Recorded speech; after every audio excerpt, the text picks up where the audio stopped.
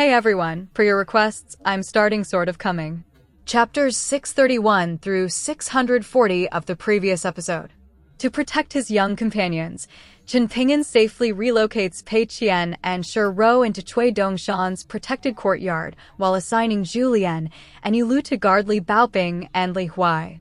He also returns the day and night wandering deity true body talisman to Li Baoping, but ultimately pawns it from her for 62 grain rain coins to fund her clan's security, demonstrating his deep care for her family.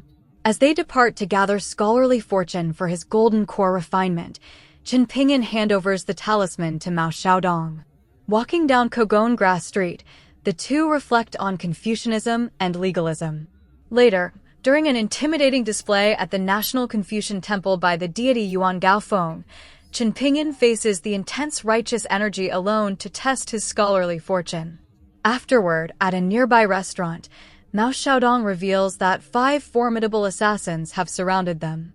Calmly pouring a bowl of rice wine, Chen Ping'an handles the looming threat with seasoned, unflinching courage.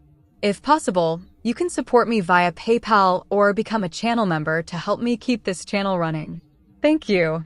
Now, let's get back to the story of Sword of Coming audio series. Chapter 641.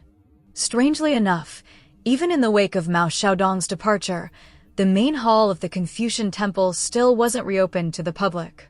Instead, it seemed like the restrictions had only become tighter. In the rear hall, Yuan Gao Feng and the Confucian Temple deities had been joined by some very esteemed guests, one of whom was the emperor of the Great Sui nation, who had come to the temple in layman's clothing. And he was standing beside him was an elderly eunuch in a red python robe. There were also 2 other men, one of whom appeared quite advanced in age, and there was a very overbearing aura about him, even though he was in the presence of the emperor and all of the Confucian temple deities. The other man was a bit younger, but he had gone to the anterior hall to look at the statues of the 72 saints, presumably because he felt like he didn't have the right to take part in a meeting between such prestigious figures. The old man proclaimed his own name to be Lin Shuangjiang, and he wasn't from the Eastern Treasured Vile Continent, but he spoke in a very authentic Eastern Treasured Vile Continent and Great Sui Nation official dialect. Lin Shuangjiang was most likely a pseudonym, but that wasn't important. What was important was that the old man possessed unfathomable power.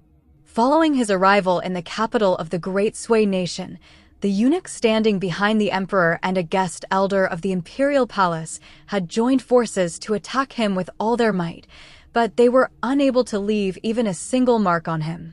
There was a displeased look on Lin Shuangjiang's face as he took a glance at Yuan Gao Feng and the other 2 Confucian temple deities who had met with Mao Xiaodong earlier. The rest of the deities present had either been Confucian generals that had been founding fathers of the nation while they were alive, or prominent scholarly officials in the history of the Great Sui Nation. All of those deities were currently banded together, and a subtle divide existed between them and Yuan Gaofeng's group. In the end, Lin Shuangjiang's gaze fell upon the emperor of the Great Sui Nation as he said, "Your Majesty, the people and soldiers of the Great Sui Nation are all willing to fight for you. Are you going to continue adopting this policy of appeasement?" During the forging of the alliance between the 2 nations, the Great Sui Nation was indeed no match for the army of the Great Li Empire, but the circumstances have changed drastically since then, so are you still going to cower and bow to the Great Li Empire? I understand that your intention is to take all of the blame upon yourself in exchange for a century of peace for the Great Sui Nation, but will things really work out that way? Even if those northern savages abide by the 100-year agreement and do not attack the Great Sui Nation over the next century, how can you be sure that the Great Sui Nation will actually heave peace for 100 years? And what happens after that? You're just going to wait for a blessing from the heavens, for the Great Li Empire to fall to its own demise, following which your Guiyang Gao clan can reap the benefits? I'm sure I don't need to tell you what the Song clan of the Great Li Empire is like. Right now, Song Chongjing is serving as interim ruler of the nation, so there's a military man currently in power. The emperor of the Great Li Empire was even willing to abolish the titles of the formal gods of the 5 mountains when it suited him. Can we really expect them to abide by this agreement, establish the Great Sui Nation's Eastern Splendor Mountain and the Great Li Empire's Cloud Drape Mountain? I'm willing to make a prediction right here that in 30 years at the very most, even if the army of the Great Li Empire still hasn't taken over the luminous Vermilion Empire by then, it will have firmly established its claim over the entire northern region of the eastern treasured Vile continent, and once that happens, all of the citizens of the Great Sui nation, from the soldiers on the border to the prominent officials in the imperial court, will be yearning to make the Great Li Empire their new home. When the time comes that all of the citizens of the Great Sui nation regard another nation as superior to their own from the bottom of their hearts, you will be the emperor who brought about the fall of the Great Sui nation. How will you face all of your predecessors? You have no right to be making such insolent remarks on the national matters of our Great Sui nation, Lin Shuangjiang. Yuan Gaofeng yelled in a furious voice. A scholarly official of the Great Sui nation who had claimed the Yellow Court nation by devising a series of shrewd national policies urged, "Please reconsider, Your Majesty." Lin Shuangjiang didn't say anything further. He had already gotten his point across, and speaking any further on the topic would only have a detrimental effect to his cause. Meanwhile, the handsome young man in the anterior hall was inspecting the statues of the 72 saints one after another, just as Chen Ping'an had done earlier in the day. "It was only because of Song Zhengquan's death that the two of you have come here today, right?" the emperor of the Great Sui nation asked. Lin Shuangjiang nodded in response, making no effort to deny this. The emperor pointed a finger at himself, then asked with a smile, "So what happens if I'm killed by a 10th-tier martial artist someday, or by that wandering Moism hero by the name of Surua?" He then pointed at the anterior hall behind himself as he continued, "If Surua kills the ruler of a nation for no good reason, as a cultivator, he'll most likely be reprimanded by a sage. Surua is a significant Mahist figure. After the white jade capital replica that was being constructed by that Mahist side branch was damaged, the Mahist main branch on the Middle-earth Divine Continent changed its mind and placed its eggs in the basket of the Great Li Empire's Song clan. And I think there's a very good chance that Surua played an important role in that decision. Hence, Surua may not be willing to trade pieces with me as that exchange would incur too much of a loss for the Mahists. However, Li'er could kill me without any qualms. According to the rules of the cultivation world, he's a pure martial artist, so he doesn't fall under the authority of the Confucian sages. As long as Li'er hasn't reached the divinity tier among 10th-tier martial artists, I can ensure that he's unable to even set foot in the capital of the Great Sui nation, provided that your Confucian temple is willing to help me by activating the city's protective formation," Lin Shuangjiang replied. Even so, the emperor of the Great Sui nation was still not swayed, and he said, "You may be able to keep him out during your time here, but what if he remains a persistent threat? Are you going to permanently settle in the Great Sui nation?" Lin Shuangjiang's brows furrowed slightly upon hearing this. Right at this moment, a warm voice rang out in everyone's minds. "If Li'er dares to come to the capital of the Great Sui nation with the intent to kill, then I'll confront and kill him. However, that's all I can promise, and I won't interfere with any other matters. The Qi refiners of the Middle-earth Divine Continent sure are almighty beings." He makes killing a 10th-tier martial artist sound like snapping a chicken's neck. Yuan Gaofeng sneered.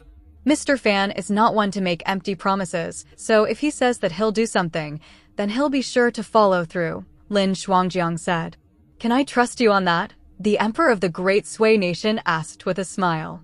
"As a commercialist, trust is the foundation of all of the business that we conduct," the man in the anterior hall replied with a smile of his own.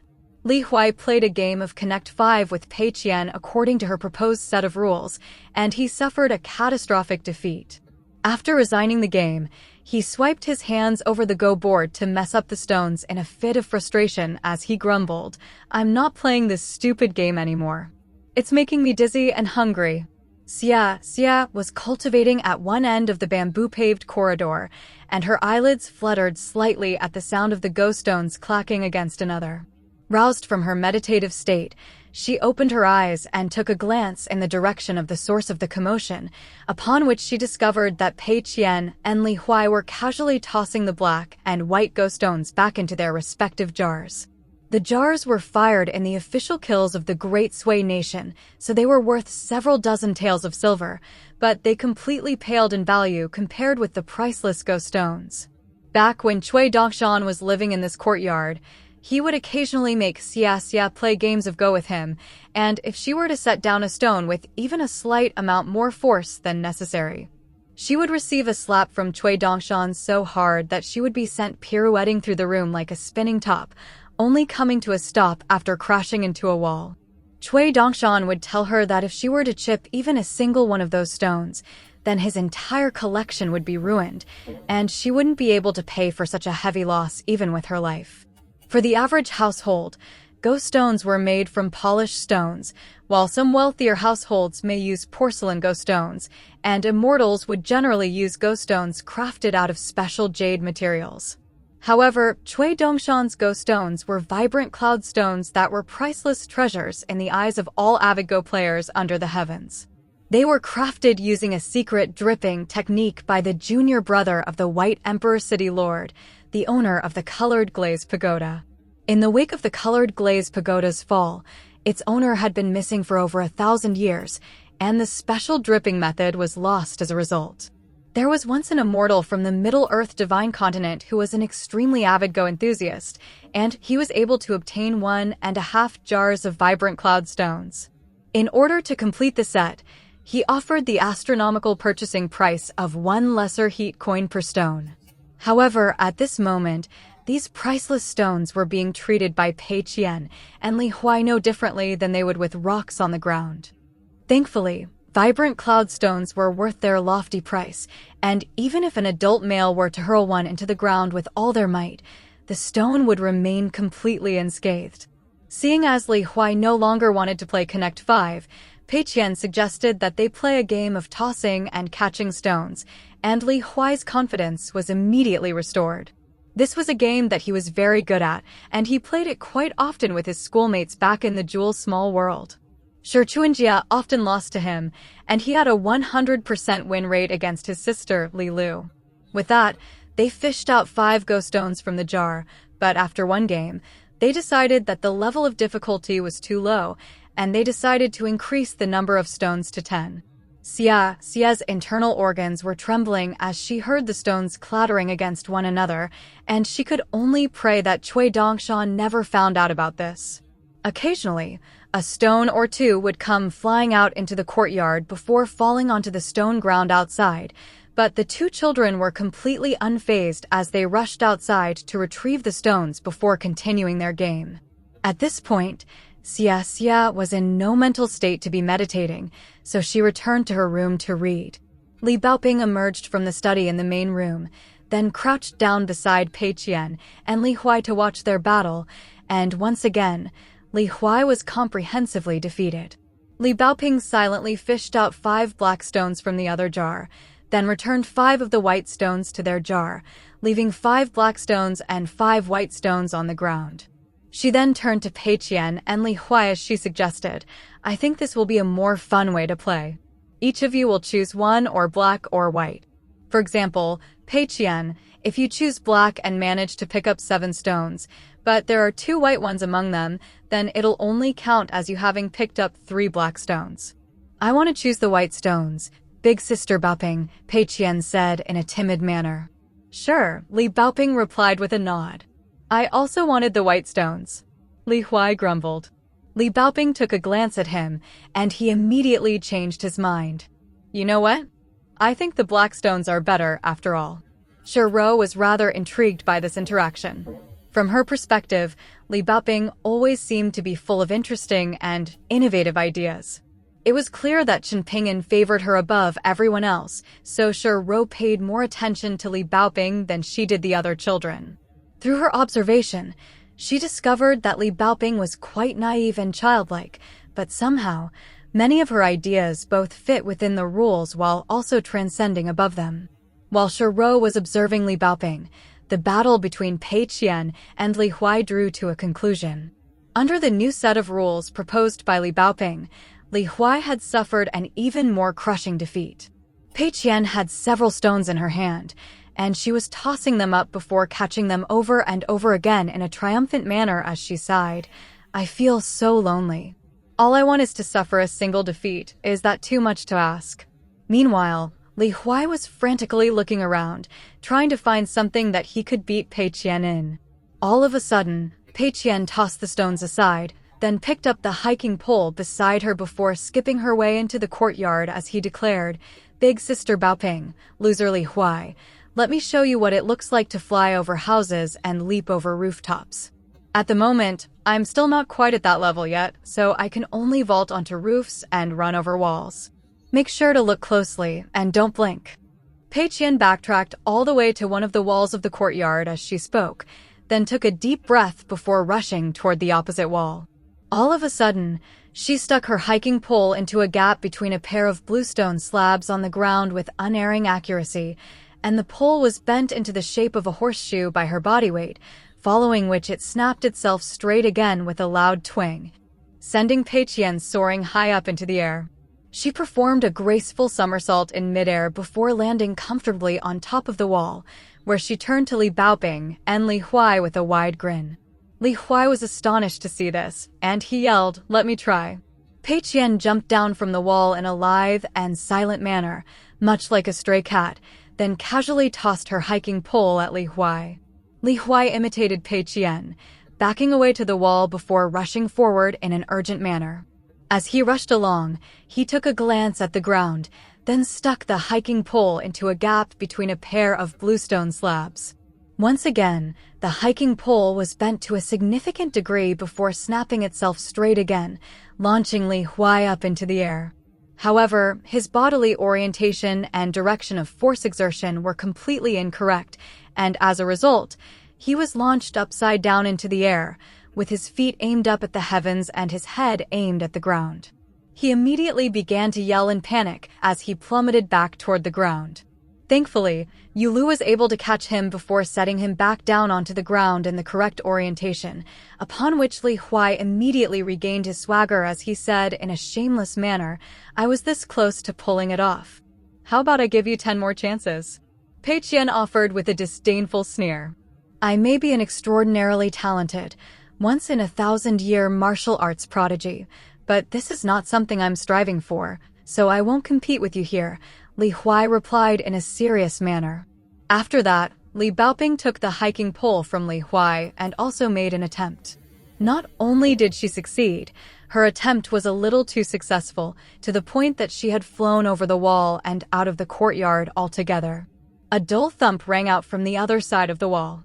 Li Baoping was accustomed to falling from high places, so she didn't sustain any injuries. However, her landing was a little unstable, and as a result, she was unable to absorb the force of her landing just by bending her knees, leading her to fall onto her backside. However, she then immediately sprang to her feet, completely unharmed. Julien was standing not far away, and he smiled as he asked, "Are you all right?" "I'm fine," Li Baoping replied with a smile of her own, then rushed back into the courtyard. As a far-roaming tier martial artist, Julien could have easily caught Li Baoping, but he chose not to as he could tell that she possessed the skills required to make a safe landing. Julien continued to stroll around the courtyard. Julien had overheard the conversation between Chen Ping'an and Li Baoping prior to his departure from the academy. Chen Ping'an had been aware that Julien was nearby at the time, but he made no effort to keep any secrets from Julien. Julien felt like it was quite a pity that Sui Yubian wasn't around to hear that conversation. Back in the dust medicinal shop in Old Dragon City, before the 4-picture scroll martial artists parted ways, the elderly man with the ghost surname who had proclaimed that Sui Yubian had the makings of a sword immortal would often visit the shop. On one occasion, while watching a game of Go in the backyard between Sui Yubian and Lu Baixiang, he had made some brief, yet extremely profound remarks, using the game of Go as an analogy to sword techniques. However, Sui Yubian remained completely unmoved by his profound words, and that left the old man feeling very awkward. Pei Qian had been present at the time, and she had teased him for a long time, saying that it was no wonder that Sui Yubian wasn't impressed when all he did was spout grandiose nonsense that no one understood. However, that very same night, Sui Yubian went into seclusion, and she didn't leave her room for a day and 2 nights. Since then, Sui Yubian had gone to the Jade Tablet sect on the Parasol Leaf continent to become a swordsman. Wei Xian had gone with Cui Dongshan, while Liu Baixiang had gone off to travel on his own, and only Zhu Lian chose to remain by Chen Ping'an's side. At the Lion Garden, Chen Ping'an had displayed his powers twice, once against those meddlesome demonic creatures, and the other time against Li Baozhen, but Zhu Lian wasn't overly impressed by him on either occasion. However, he had developed a genuine sense of admiration for Chen Ping'an after hearing his conversation with Li Baoping. Li Baoping, Li Baozhen, Li Shixing, and the Li clan on Fortune Street. The 4 of them were all connected by blood, and even though Li Baoping referred to Chen Ping'an as her junior uncle, as far as the Li clan was concerned, he was ultimately still just an outsider. It was extremely difficult for Chen Ping'an to decide what to do with Li Baozhen, and it would be even more difficult for him to ensure that Li Baoping wasn't saddened by his decision, regardless of the outcome. It was a head-scratching scenario in which no decision was correct, but no decision was incorrect either. If Chen Ping'an had hidden the truth from Li Baoping, merely telling her that he had encountered Li Baozhen in the Lion Garden, then there would be no issues for the time being. However, if Li Baozhen insisted on courting death, forcing Chen Ping'an to kill him, then even though Chen Ping'an was completely in the right, and Li Baoping would also understand that, she would inevitably be saddened by the fact that her junior uncle had deceived her.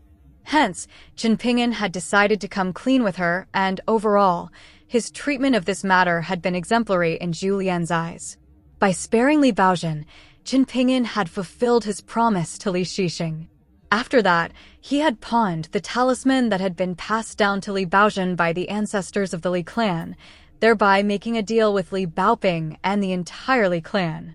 In doing so, he had isolated and severed Li Baozhen from the rest of the Li clan. From that point onward, Li Baozhen was Li Baozhen, while the Li clan behind Li Baoping and Li Shixing was one that was completely separate from Li Baozhen. At the same time, Chen Ping'an had subtly pointed out to Li Baoping the notion that no one was at fault in this matter, and that everyone was responsible for their own fate. With that rationale planted in her heart, even if Chen Ping'an were to kill Li Baozhen someday, she would surely be saddened, but she wouldn't jump from one extreme to another. This was the supposed art of swordsmanship, according to the old man with the Go surname. With his sword, Chen Ping'an had made the perfect incisions, cutting into these extremely complex problems from the perfect angles and to the perfect depths. On that day, Chen Ping'an had also been in the backyard of the medicinal shop, watching the game of Go, and he had also heard the profound words spoken by the old man with the Go surname. Even though Sui Yubian possessed exceptional talent for the sword and had gone into seclusion for a day and 2 nights after hearing what the old man had to say, Zhu Lian was certain that Chen Ping'an had gleaned the true meaning of the old man's words better than Sui Yubian had. The great Daos walked by each person not only varied in length, but also in degrees of loftiness. Zhu Lian still recalled the assessment of Chen Ping'an that Li Baoping had made to Pei Qian. He carries a bamboo bookcase, he wears straw sandals, he's thrown 1,000,000 punches, he's the most handsome man in the world. He wears a white robe, he carries an immortal sword, he's journeyed across countless lands, he's the best junior uncle under the heavens. Little Baoping, your junior uncle may not be a swordsman yet, but he's certainly developing the mental qualities required to become a sword immortal, Zhu Lian murmured to himself. All of a sudden, he stopped in his tracks, then cast his gaze toward the end of the path leading to the courtyard through narrowed eyes. An elderly Confucian scholar and a white deer had appeared in that direction. The restaurant was quite a bustling and rowdy place. The Great Sui nation had always been quite wealthy, and its citizens were both able and willing to spend. After all, the Guiyang clan had created a nation of peace and prosperity for the past several hundred years, so they had no qualms about spending money and enjoying life. Mao Xiaodong was standing by a window on the 2nd floor, and he was looking out the window as he cautioned, "Don't worry about me, just focus on protecting yourself." A Golden Core tier swordsman, a Dragon Gate tier military and cultivator, a Dragon Gate tier formation cultivator, a far-roaming tier martial artist, and a Vajrabhati tier martial artist. Regardless of their status and objectives, the 5 assassins had come together, and they were all concealed in an area within a radius 10,000 feet of the restaurant. Such a formidable lineup would most likely be enough to take down even an unpolished Jade tier cultivator, let alone a nascent tier Earth immortal who wasn't a swordsman. Chen Ping'an couldn't help but think back to the young girl with bells tied to her wrists and ankles in the city god pavilion of the colorful garment nation. She was the daughter of the prefectural overseer, and her cultivation base wasn't particularly advanced, but she was able to perfectly assist Chen Ping'an to just the right degree every single time, thereby leaving him with a very positive impression of her. From that point onward, every battle that he had endured had either been fought on his own, or with the assistance of the 4-picture scroll martial artists. Even on the occasions where he had the assistance of the 4-picture scroll martial artist, he was still always the one to deal the decisive blow. However, on this occasion, all he had to do was stand behind Mao Xiaodong, and that was a rather unfamiliar scenario for him. At the same time, he was feeling a little frustrated at his own powerlessness. Now that he was back to the majestic world from the lotus flower-blessed land, there was no longer a superimposed cultivation base ceiling, and his cultivation base was found severely lacking. A resigned look appeared on Chen Ping'an's face, and he patted his sword-nurturing gourd while internally alerting 1st and 15th to be ready for the approaching assassins. He then concealed his hands within the sleeves of his golden sweet wine robe, and in his right hand was a land-shortening talisman to be used in the case of sneak attacks, while in his left hand was the day and night-wandering deity true body talisman. Mao Xiaodong was very pleased to see that his junior brother was so calm and well-prepared. All of a sudden, his voice rang out in Chen Ping'an's heart. Have you experienced what it's like to walk beside the river of time? It's an even more suffocating feeling than being subjugated by the righteous energy of the Confucian temple that you experienced earlier. Chen Ping'an compressed his voice into a thread as he replied, I've made the walk twice before, one time in the small town in the Jewel Small World when I hadn't yet begun training martial arts, and the second time in the Lotus Flower Blessed Land, where I was led by the abbot of the Observing Tao Temple.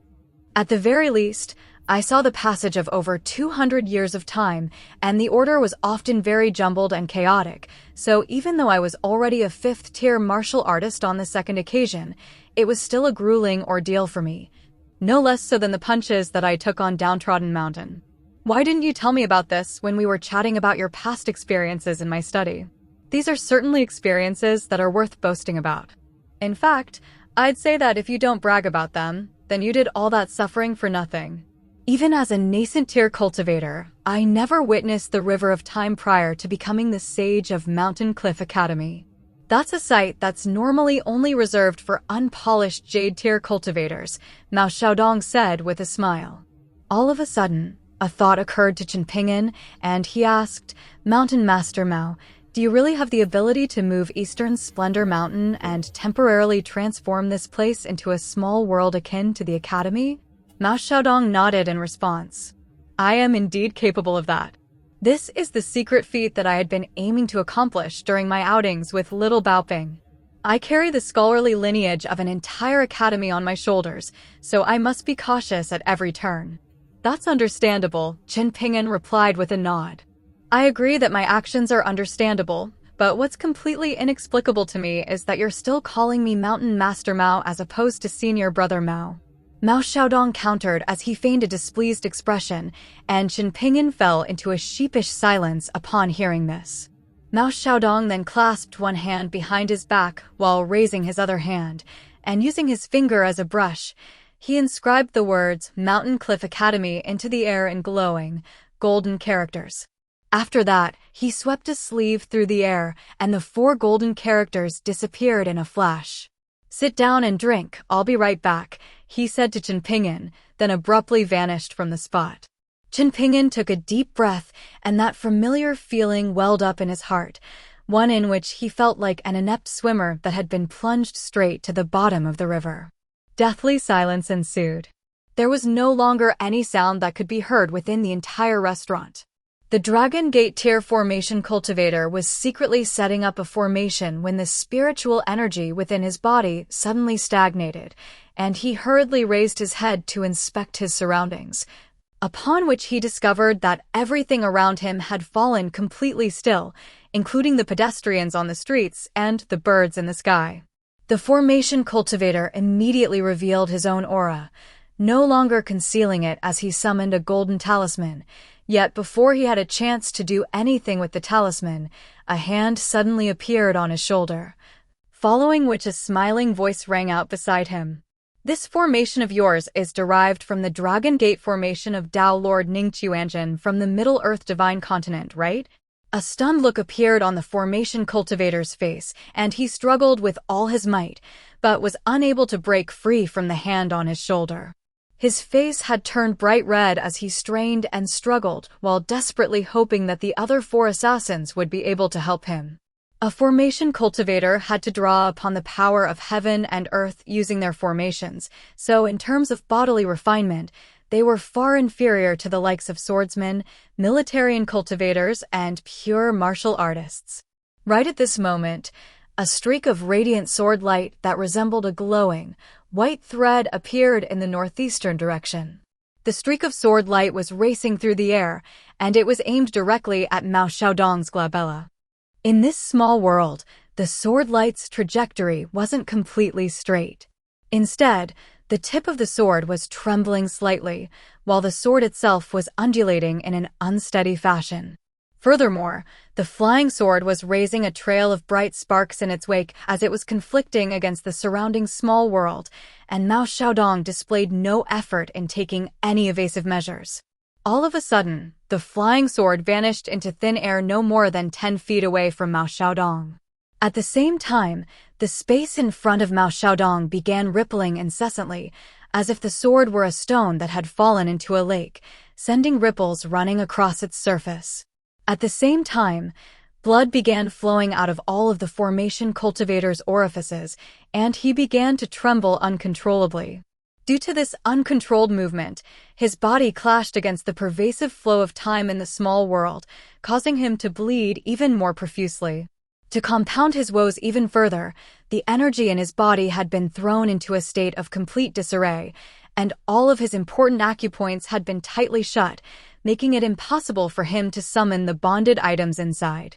He was desperately trying to activate the life-saving talisman in his hand with all his might, but even though his fingers could move, the spiritual energy in his body had become as viscous as mercury and refused to budge. Mao Xiaodong grabbed onto the formation cultivator's neck, then casually tossed him somewhere behind himself. The golden courtier swordsman's bonded flying sword created a rippling vortex behind Mao Xiaodong, like an unwelcome guest breaking in through the front door, and it was racing through the air at an incredible speed, but it was already too late. The formation cultivator was on the verge of death, and he just so happened to be in the flying sword's path. The golden courtier swordsman in the distance had no intention of staying his sword, and it pierced straight through the formation cultivator's body before continuing on toward Mao Xiaodong. The life quickly drained out of the formation cultivator's eyes, and his final thought before his consciousness faded away was, "Isn't Mao Xiaodong only supposed to be a nascent tier cultivator outside of Eastern Splendor Mountain?" There were countless paths that one could take in the pursuit of cultivation, and upon reaching the middle 5 tiers, one would become an immortal in the eyes of mortals, wielding unfathomable powers while also enjoying far longer lifespans than others. However, it was often the case that the loftier a chi refiner's cultivation base, the more cautious and timid they lived their lives. Essentially, it boiled down to having more to lose, and in the case of the formation cultivator, he had been made to pay the ultimate price for just a single misstep. Mao Xiaodong took a step forward, covering a distance of several hundred feet with just a single stride, then swiveled around just in time to catch the oncoming flying sword between his fingers. While it appeared that he had managed to catch the sword with ridiculous ease, the entire small world that he presided over was trembling ever so slightly as he whittled down the sword intent within the flying sword.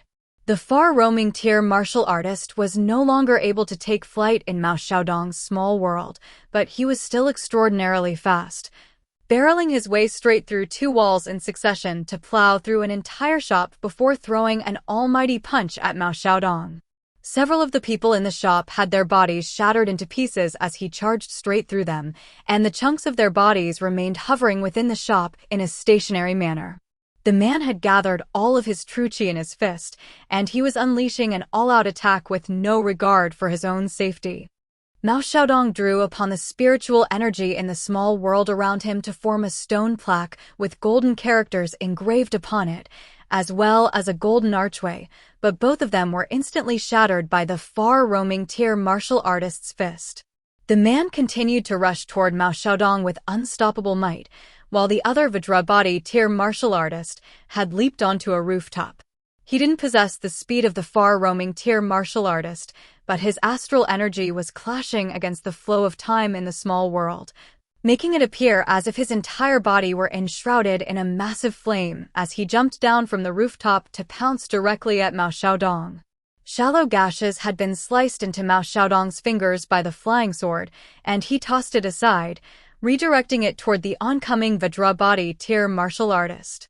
At the same time, he extended his other hand to block the fist of the far-roaming tier martial artist.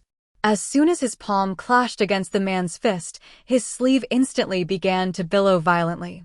The Vajrabody tier martial artist was most likely close friends with the Golden Core tier swordsman, as evidenced by the fact that he was continuing to charge at Mao Xiaodong, even though the flying sword was aimed straight at his heart. Sure enough, the swordsman did everything in his power to divert the flying sword off its original trajectory, and in the end, it only pierced through the martial artist's shoulder.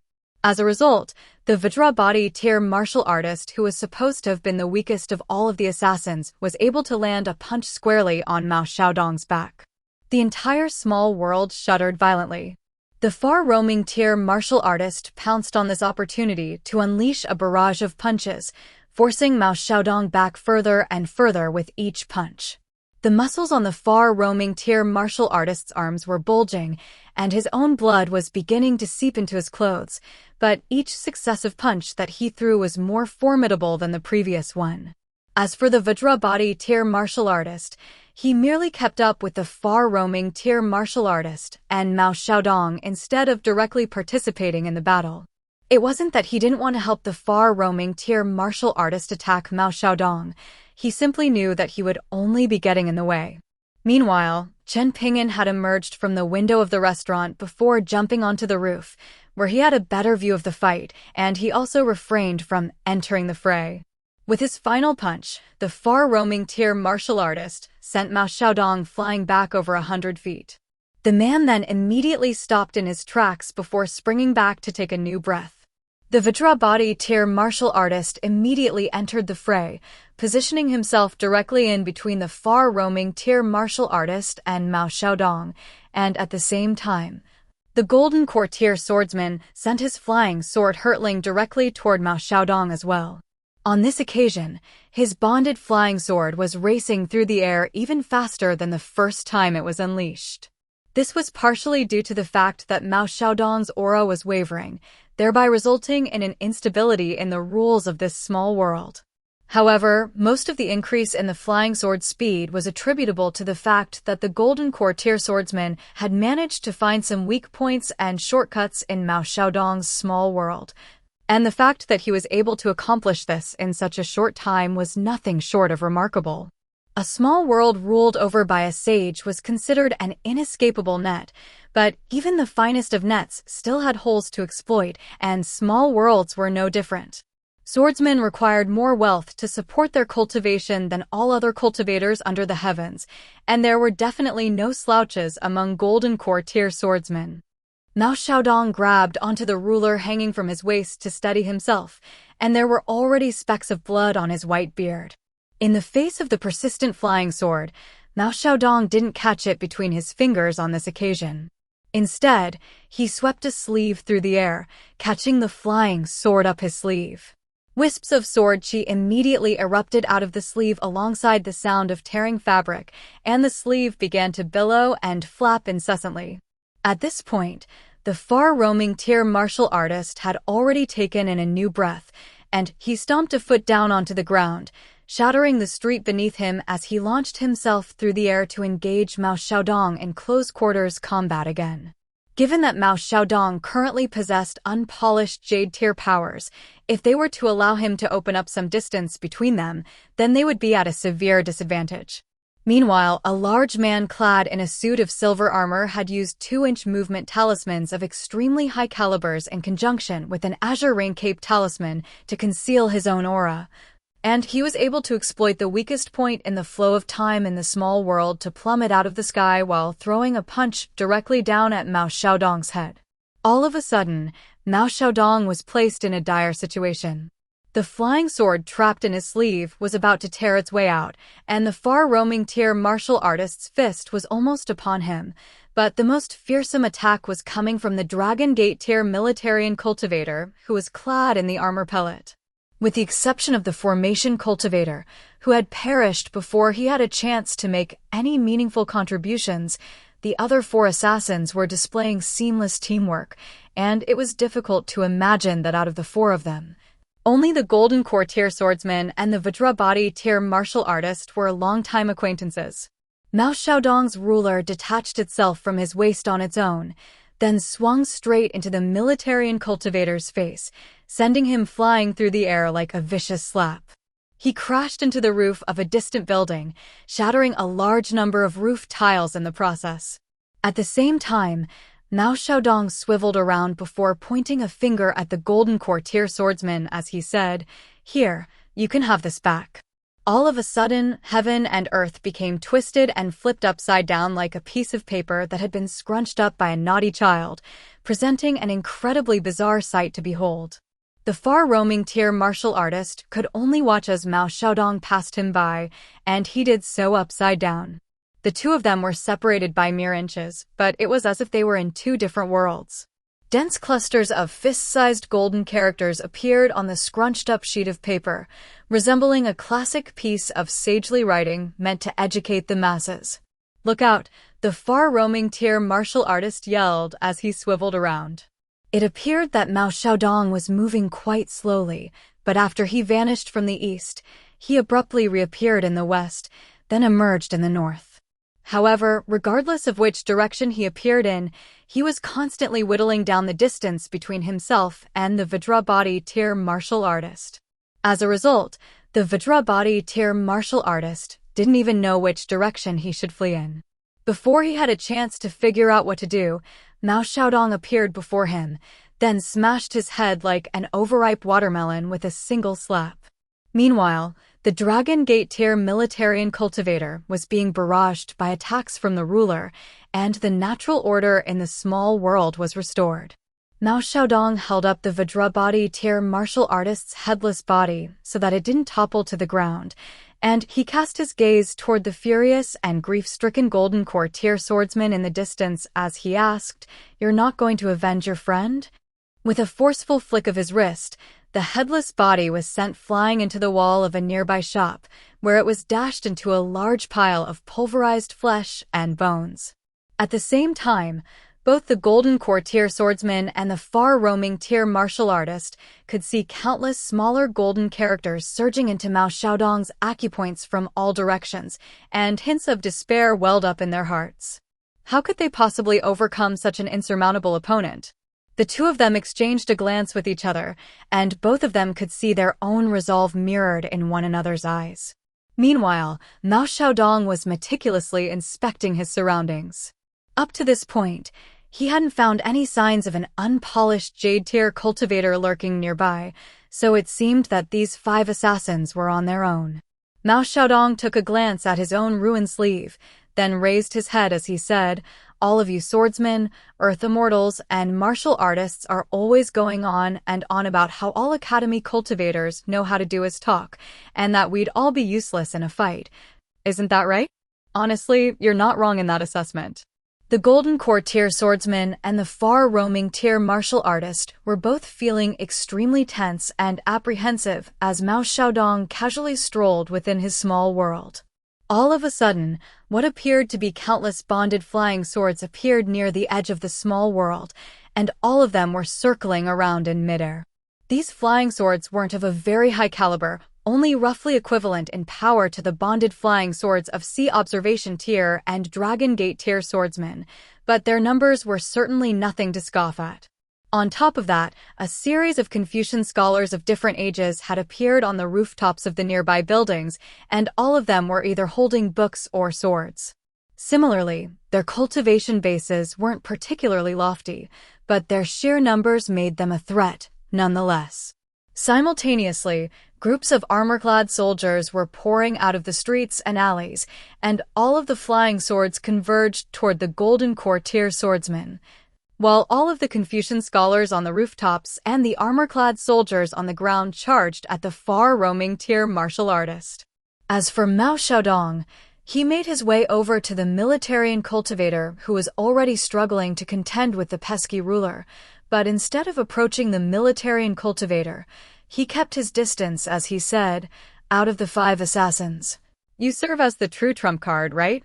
You're holding the golden core of an earth immortal concealed within your military and armor pellet, and as soon as I get close to you, you'll detonate the golden core to take me down with you.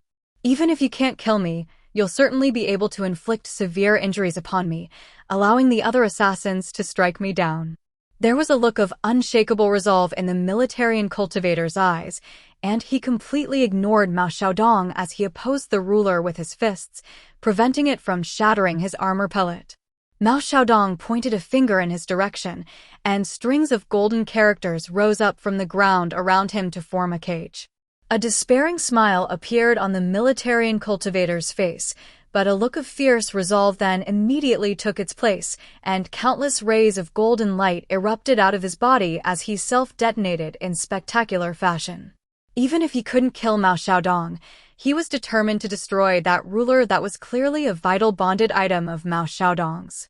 The self-detonation of a Dragon Gate Tier military and cultivator and a golden core was enough to destroy the golden cage formed by the sagely texts, but the ruler remained completely unscathed.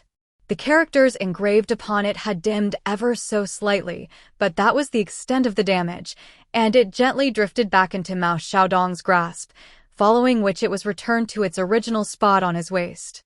The Golden Core Tier swordsman had his hands full dealing with the storm of flying swords, but he was in no life-threatening danger for the moment, and the far-roaming Tier martial artist was also putting up an exceptional fight, destroying all of the Confucian scholars and armor-clad soldiers that came within 30 feet of him. On top of that, he was using his own formidable astral energy to contaminate the spiritual energy within these puppets, transforming it into contaminated energy that he was temporarily unable to use. Mao Xiaodong looked on expressionlessly as the final 2 assassins slowly expended their own spiritual energy and true qi. There was a limit to the amount of spiritual energy in this small world, and that depended upon the stability of this Mountain Cliff Academy and the duration that it had been in existence for. At this point, the small world had already shrunk down to no more than 4,000 feet in radius. If they were at the true Mountain Cliff Academy on Eastern Splendor Mountain, Mao Xiaodong would be able to maintain a small world with a radius of around 8,000 feet at the same point in the battle. This wasn't a Confucian Academy's orthodox mountain-moving secret technique, and even though it allowed Mao Xiaodong to reach the unpolished Jade Tier, the main drawback was that the foundation of Mountain Cliff Academy remained on Eastern Splendor Mountain. However, that was not a problem. As long as no one else intervened, these 2 assassins were ultimately still going to die here. Even if Mao Xiaodong were to withdraw this small world and temporarily hand over control of Eastern Splendor Mountain to Liang Renzi, he would perhaps struggle to kill the 2 remaining assassins, but he wouldn't be in any danger. Of course, that would not be a desirable scenario. All of a sudden, Mao Xiaodong's brows furrowed slightly as a golden flying sword barged its way into the small world without any warning. The flying sword then hovered in midair before swiveling around a point in a certain direction. Mao Xiaodong immediately withdrew the small world, reverting back to the nascent tier as a result. Meanwhile, Chen Ping'an sprang into action from the rooftop of the restaurant without even requiring any instructions from Mao Xiaodong, patting his sword nurturing gourd to release 1st and 15th. At the same time, The inch movement talisman concealed up his sleeve erupted into flames, but instead of targeting the far-roaming tier martial artist, Jian Ping'an went after the golden courtier swordsman, who was arguably a more formidable adversary. If a bystander had been present, they would have definitely been of the opinion that Jian Ping'an had chosen the wrong opponent. At the same time, the true bodies of a day-wandering and a night-wandering deity descended out of the sky. Each deity stood at around 10 feet tall, and they descended from the heavens with an even more formidable aura than the one displayed by the military and cultivator earlier as they pounced on the far-roaming tier martial artist. The day-roaming deity was clad in a suit of radiant, golden armor, and it was wielding a pair of axes, while the night-roaming deity was clad in a suit of black armor while wielding a large halberd. A pleased smile appeared on Mao Xiaodong's face upon seeing this, and he patted the ruler hanging from his waist before rushing toward the golden courtier swordsman. Inside Mao Xiaodong's small world, the far-roaming tier martial artist had been completely backed into a corner, so he had no choice but to stand his ground and fight. Now that the small world had suddenly been inexplicably withdrawn, if he were to work with the golden courtier swordsman, then perhaps they would have some chances of securing victory. However, now that he was no longer trapped in the small world, the far-roaming tier martial artist's resolve began to waver, and after a brief hesitation, he turned and fled the scene. The golden courtier swordsman was rather taken aback to see this, but he then immediately fled the scene as well. "We don't have a decisive advantage, so don't go chasing after them," Mao Xiaodong cautioned. However, he discovered that his cautionary words were unnecessary as Jian Ping'an had already stopped in his tracks, displaying no intention of pursuing the pair of fleeing assassins. However, at the same time he didn't withdraw the two wandering deities, either, even though they were burning through large sums of immortal currency with each passing moment that they remained in this world. Mao Xiaodong made his way over to Jian Ping'an, then said, "I'll take a short rest, then take you back to the academy." Jian Ping'an nodded in response as he continued to keep a close eye on his surroundings while reaching around his own shoulder to grab firmly onto the hilt of the sword strapped to his back, refusing to let go even as the flesh on the palm of his hand was scorched and mutilated. Despite his young age, he was as cautious and alert as a sly, old fox. In the wake of his close friend's passing, the golden courtier swordsman had an added incentive of revenge to stay and fight, and that was why Jian Ping'an had chosen him as his target. As for the far-roaming tier martial artist, there was no guarantee that he would flee as soon as an avenue for retreat was opened up, but at the very least, compared with the golden courtier swordsman, he was more likely to abandon his ally and flee. Jian Ping'an had made this decision on a split-second basis right after Mao Xiaodong withdrew his small world, and it was precisely because of his complete lack of hesitation that the far-roaming tier martial artist was left feeling even more apprehensive. Why was it that Jian Ping'an had chosen to attack the more dangerous swordsman? Was there a trap waiting for them? With those doubts in his mind, it naturally stood to reason that the far-roaming tier martial artist would choose to flee. Jian Ping'an released the hilt of his sword while simultaneously withdrawing the pair of wandering deities back into the talisman. As the flow of time was restored, shrieks of horror immediately rang out in the surrounding area. Jian Ping'an took a glance at the nearby ground, where the head of the Vajra-body tier martial artist had landed.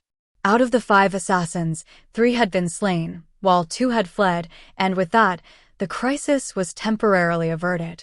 "Let's go," Mao Xiaodong said as he laid a hand onto Jian Ping'an's shoulder.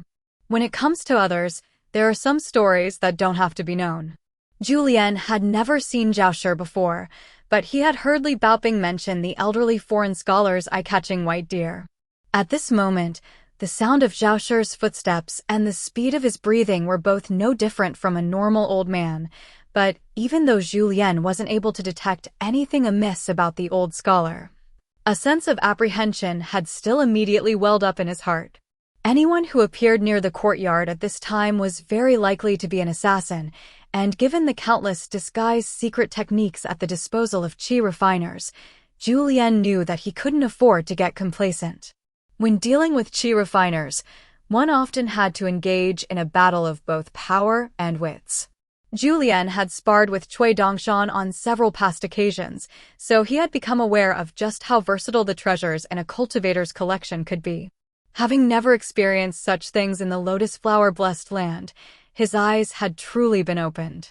In the past, Julian would have already lashed out and killed the old scholar. Perhaps he would be killing an innocent and defenseless old man in cold blood, but it was better to be safe than sorry. However, now that he had chosen to follow Chen Ping'an and become a citizen of the Great Li Empire, he had changed his ways and become more restrained. Having said that, just because he wasn't going to kill the old scholar right away didn't mean that he had no way of verifying whether the old man was truly as defenseless as he seemed. Julian took a glance at a parasol tree on the side of the path, and a stem of one of its leaves was abruptly severed, following which the leaf shot forth toward Zhao Shi like a speeding arrow. Zhao Shi remained completely oblivious as he continued to walk along. Right as the leaf was about to decapitate the old scholar, it suddenly reverted back into an ordinary leaf that drifted down onto the ground. The mountain master of such an academy would receive protection from the Confucian orthodoxy, much like mortal emperors. If he were to kill such a prominent figure, then he would be hunted by the Confucian orthodoxy, which presided over the entire majestic world, so there would be nowhere for him to run unless he could somehow sneak into some obscure broken blessed land. If Zhao Shi really was just a frail, elderly Confucian scholar who just so happened to have decided to pay Cui Dongshan a visit on this day, then Julian would land himself in a world of trouble by chopping off his head. However, he still wasn't willing to give up, and he kicked at a pebble on the side of the path, sending it flying toward Zhao Shi's calf with unerring accuracy and just the right degree of power. The poor old scholar let loose a pained yelp, and cold sweat began to bead up on his forehead as he looked down at the bleeding gash that had been sliced into the side of his calf. He raised his head with a furious expression as he yelled, "Who are you? Why are you causing bodily harm to others? Are you aware that this is Mountain Cliff Academy?" A look of surprise appeared on Julian's face as he grumbled to himself, "Aren't all Academy Mountain Masters supposed to be powerful chi refiners? This one even has an intelligent creature like a white deer by his side, yet he's still just a useless old man? What a pain in the backside." He then put on an apologetic smile as he jogged over to Zhao Shi and said, "My sincerest apologies, Mountain Master Zhao. I was kicking some rocks out of boredom, and one of them just so happened to strike you. Please forgive me." Zhao Shi had turned as pale as a sheet, and he was sweating profusely with an agonized look on his face. It seemed that he didn't dare to look down at the bloody gash on his calf, so he could only glower intently at Julian, who made his way over to Zhao Shi's side before grabbing onto his shoulder to support him. "Let me help you inside to treat your injury." Zhao Shi allowed Julian to grab onto his shoulder as he sighed. "How could there be such a brash and reckless martial artist like you? The more power that you attain, the more you should learn to exercise restraint. A small child can be forgiven for throwing a tantrum, but the same can't be said for someone like you, who could easily kill a mere mortal like myself without even realizing it." Julian nodded in agreement in an embarrassed manner. All of a sudden, he hunched over even further than normal, then stomped a foot heavily down onto the ground, launching himself forward to slam his shoulder viciously into Zhao Shi's chest. As a result, a bonded flying sword that was aimed at Julian's glabella was only able to pierce through his shoulder, while Zhao Shi was knocked back by the heavy blow, sending the white deer behind him flying. Zhao Shi drifted down onto the ground with a dark look on his face. Why is there still a far-roaming tier martial artist in the academy? Julian paid no heed to the wound on his shoulder as a look of fierce battle intent surfaced in his eyes, and he grinned. "I finally get to test myself against an Earth Immortal swordsman's. This is going to be a thoroughly enjoyable experience." At the same time, Yulu jumped onto the wall as he declared in a grim voice, "Here they come. Baoping, Li Huai, Pei Qian, lock yourself in the study in the main room, and don't open the door for anyone aside from me." Xia instructed in an urgent voice, and the three children immediately did as they were told. "As I am now, I may not be able to help," Lin Shi said in a quiet voice. Yulu's gaze was fixed on Zhao Shi as he said, "Find opportunities to make yourself useful." Xia made her way out into the courtyard, then began reciting a mantra internally while making a string of hand seals, using the secret technique taught to her by Cui Dongshan to draw upon the spiritual energy in the courtyard, temporarily forming a miniature small world. In doing so, she was able to experience what it felt like for a sage to control the river of time. But if Mao Xiaodong were able to control a river's worth of time, then she could only control a stream of time. Thankfully, the courtyard wasn't very large, so there weren't any holes to be exploited. As opposed to engaging Zhu Lian in battle, Zhao Shi sent his bonded flying sword hurtling toward the courtyard over and over again, but every single time, it was kept out by the small world in the courtyard, producing a vibrant eruption of light with each clash. Yulu had already retreated back into the courtyard, and he asked, "How long can you keep this up?" Sweat was already beginning to bead up on her forehead, and a wry smile appeared on her face as she replied in a slightly trembling voice, "Even if Zhu Lian can keep him occupied so that he can't focus fully on controlling his flying sword, I'll only be able to last a few minutes at most. His sword is too powerful, and the spiritual energy stored in the courtyard is being whittled down far too quickly." Swordsmen were more adept at breaking through all types of barriers than anyone else, and Xia was being made to learn this lesson on a first-hand basis. This is the worst possible time for Mountain Master Mao to be away from Eastern Splendor Mountain, Xia sighed. Yulu shook his head as he replied, "If Mountain Master Mao wasn't absent, then the enemy would have employed a different plan of attack. Perhaps right now, Mountain Master Mao and Qin Ping'an have already successfully lured away the majority of the enemy forces and are in an even more perilous situation than we are." On the path outside the courtyard, Zhu Lian was moving so quickly that he had turned into a barely visible blur, while Zhao Shi was doing his best to take evasive measures while focusing the majority of his attention on breaking through the small world with his flying sword. It appeared that Zhao Shi was having some trouble dealing with Zhu Lian.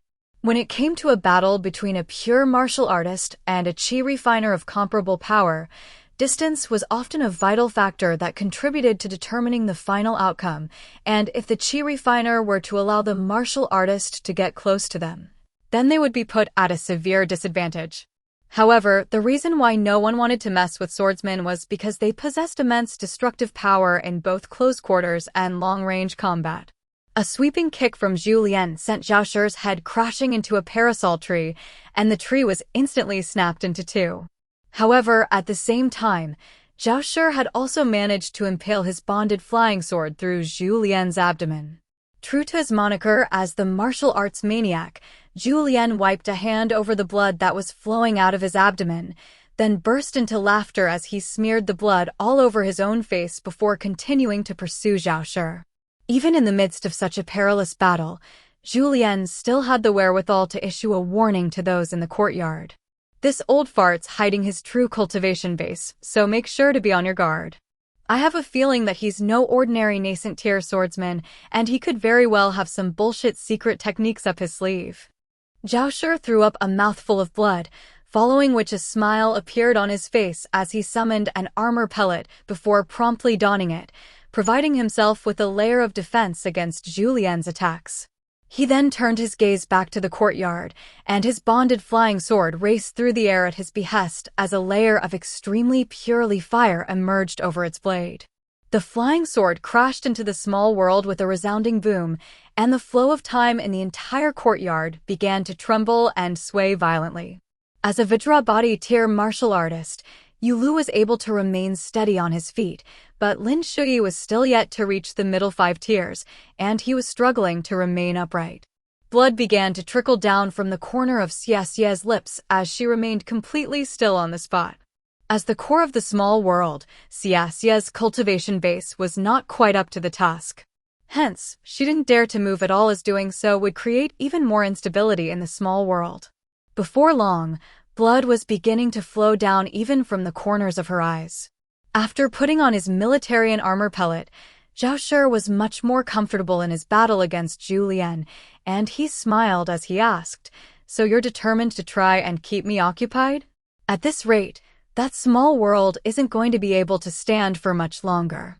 Once he reached the unpolished jade tier and cultivated this bondedly fire-flying sword of his to the limits of its potential, he would be able to incinerate entire lakes and rivers with ease. So this frail small world that was presided over by a chi refiner who hadn't even reached the Dragon Gate tier naturally stood no chance against him. There was already blood all over Xiaxia's face, but she was still persevering with all her might. However, there was a limit to her power, and, before long, she threw up a mouthful of blood before falling unconscious and slumping to the ground. Not only was the flying sword piercing its way into the small world bit by bit, the leaf fire burning on its blade was able to incinerate large holes into the small world, so it hardly mattered whether Xiaxia was conscious or not. Yulu sprang high up into the air as he threw a punch at the flying sword. His fist aura exploded as the flying sword sliced through his fingers before emerging from the back of his hand, following which it sped directly toward the study of the main room.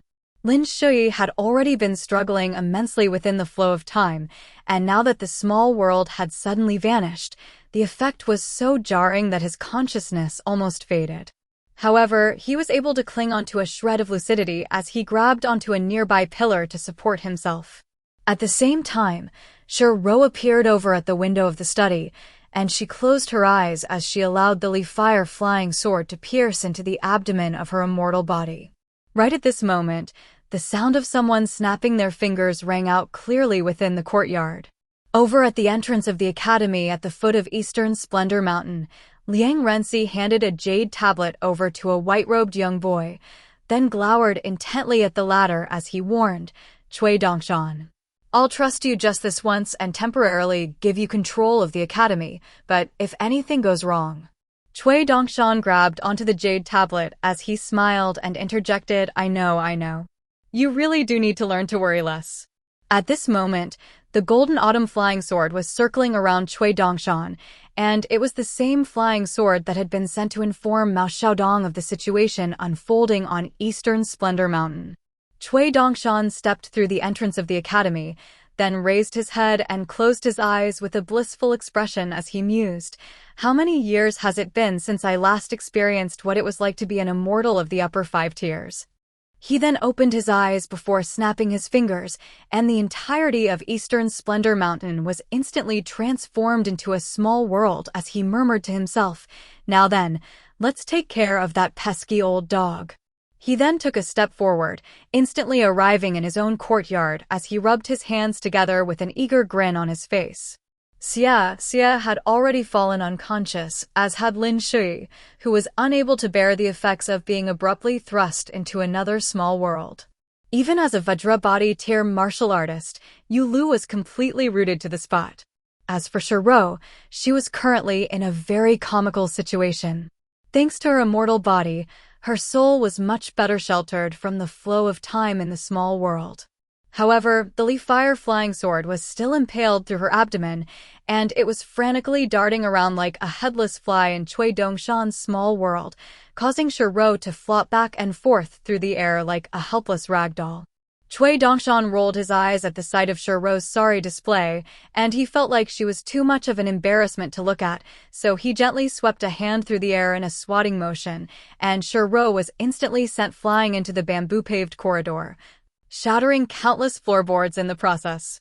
It had seemed like nothing more than a nonchalant swat from Cui Dongshan, but it was enough to knock her soul unconscious through her immortal body.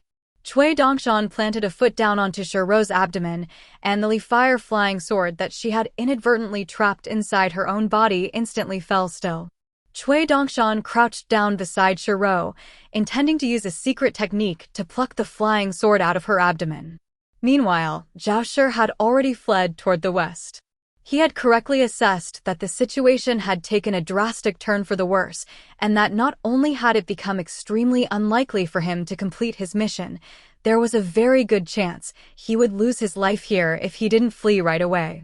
With that in mind, he immediately fled in such a decisive manner that he was willing to even leave his own bonded flying sword behind.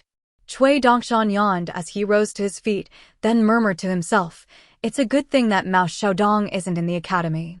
Otherwise, if he sees what's about to happen next, he'll be so embarrassed that he'll want to dig a hole and bury himself in it.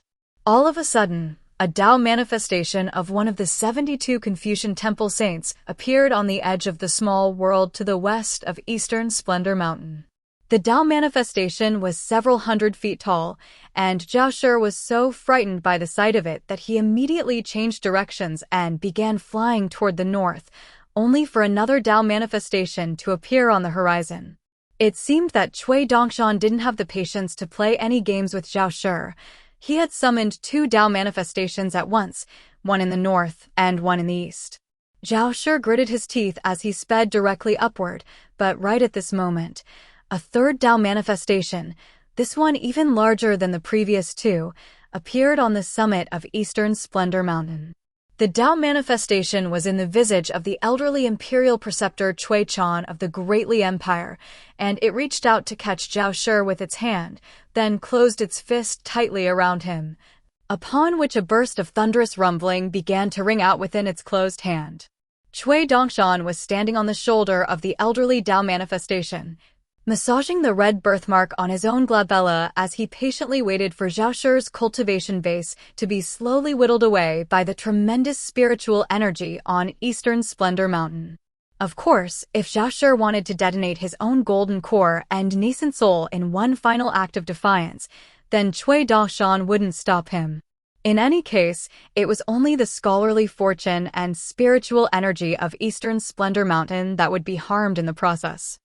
However, ideally, Cui Dongshan was hoping to be able to reap some spoils from Zhao Shi, such as his bonded flying sword, which was temporarily trapped in Shi Rou's immortal body. Cui Dongshan took a glance at the courtyard. That white deer did indeed belong to Zhao Shi, but a secret technique had been cast on it by some powerful cultivator. As for the old man that had been caught by the Tao manifestation, that was most definitely not Zhao Shi. Zhao Shi may have been the mountain master of a mortal academy, but he possessed no cultivation aptitude, so there was no way that he could have possibly suddenly become a nascent-tier swordsman on the eastern treasured Vile continent. Nascent-tier swordsmen were exceedingly rare. With that in mind, it was abundantly clear to Cui Dongshan that he was definitely not a cultivator that was native to the eastern treasured Vile continent. If he had to guess, he would speculate that this, Zhao Shi, was most likely the personal servant of Zhang Dai, the new Zhuangyuan of the Great Sui nation. The direct disciples of the diplomatist sect secretly traveled the world under all types of different identities, and each of them was often accompanied by 1 or 2 powerful cultivators who served them with absolute loyalty. Cui Dongshan sat down with his legs crossed as he mused to himself. You sure got away quickly, and your plan was to kill 2 birds with 1 stone, plotting against both the Song clan of the Great Li Empire and the Gao clan of the Great Sui nation at once. I must say, you remind me a bit of my younger self. We should really have a good chat sometime. You almost ruined my grand plan, so I can't just let you get away without putting your soul in a woman's body, and it has to be a virgin maiden as well. Making you suffer as a man won't be anything special, but making you suffer the indignities of a woman on the other hand.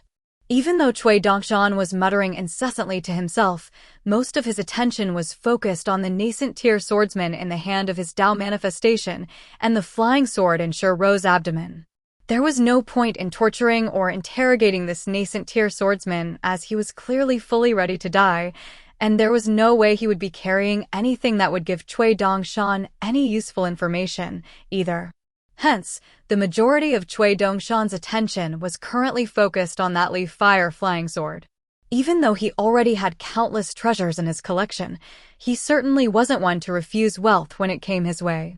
Even without his bonded flying sword, the nascent-tier swordsman was still displaying incredible combat prowess, using his Yang Soul avatar to destroy the fist of the Tao manifestation, following which his Yin Soul emerged from his body and his Yin Soul.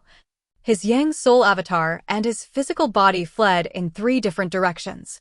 His true body, which was severely wounded and appeared to be fleeing the scene slowest, suddenly accelerated and landed in the courtyard, still determined to carry out the original assassination plot. Cui Dongshan remained seated on the shoulder of his Tao manifestation as he sighed. That's quite sneaky of you, but unfortunately, you're no match for me when it comes to playing tricks and hatching schemes. One of the sagely Confucian projections clapped its hands together to destroy the Yin soul that was fleeing in that direction, and it disintegrated into spiritual energy that acted as some form of reciprocation for Eastern Splendor Mountain. As for the Yang soul avatar, it was struck down into a lake in the academy by another Tao manifestation, following which the Tao manifestation stomped a foot down into the lake, sending massive waves sweeping over its surface in all directions, while the avatar was stomped to bits. With his Yin soul and Yang soul avatar destroyed, and his bonded flying sword trapped in Shiro's abdomen, the nascent tier swordsman had been backed into a corner, and he decided to detonate his own golden core to destroy the entire courtyard. However, right at this moment, his entire body abruptly stiffened. Cui Dongshan's immortal flying sword, Golden Autumn, had pierced into the nascent tier swordsman's golden core, shattering it into pieces.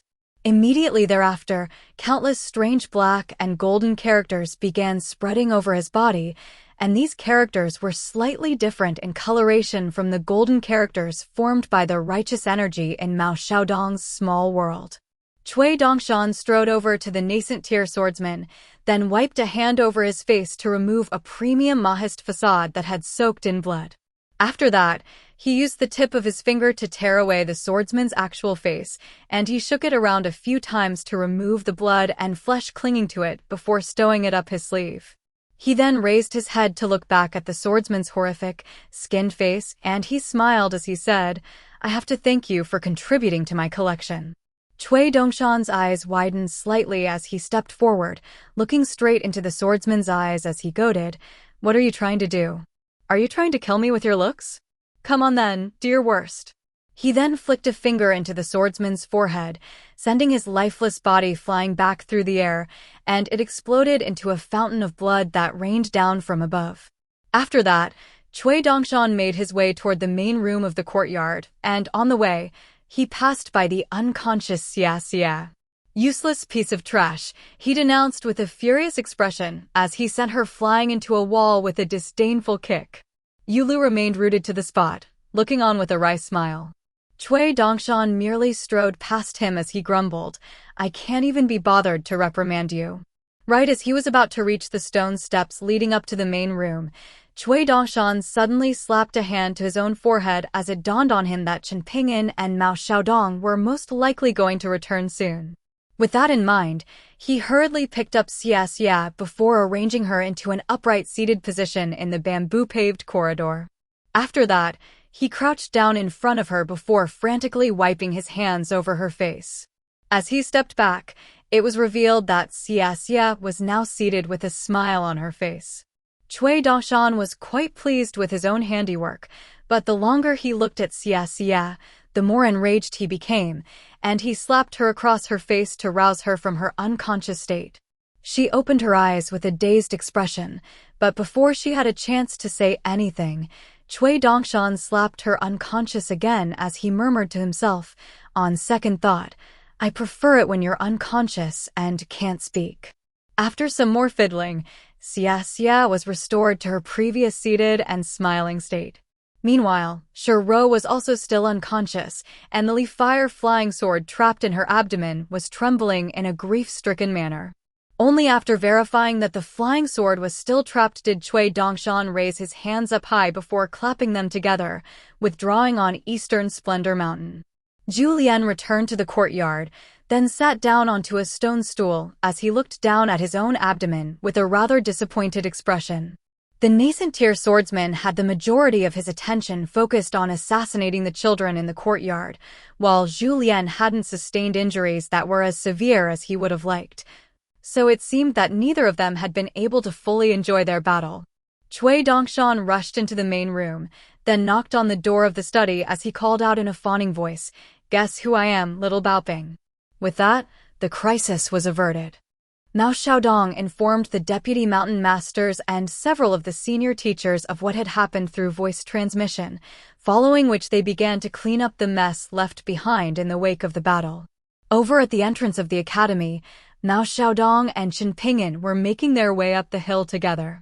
Mao Xiaodong smiled as he said, "Someday, you'll also be able to protect the people that you care about. You'll be able to keep them safe in that courtyard, and regardless of how much turmoil unfolds outside, you'll be able to ensure that they don't come to any harm. Of course, once they grow up and leave the courtyard, then they'll be all on their own, unless they encounter some people who pick on them on a completely unreasonable basis. Otherwise, let them bleed, let them cry, and let them learn their own lessons in life. Only then will they truly grow up and mature. Even parents and teachers cannot protect someone their entire life. Even the paramount sage, with all his boundless power and knowledge, cannot take care of all of the living beings in the majestic world. That's indeed the case, Qin Pingyan concurred with a nod. The thought of his imminent meeting with Cui Dongshan immediately put Mao Xiaodong in a sour mood.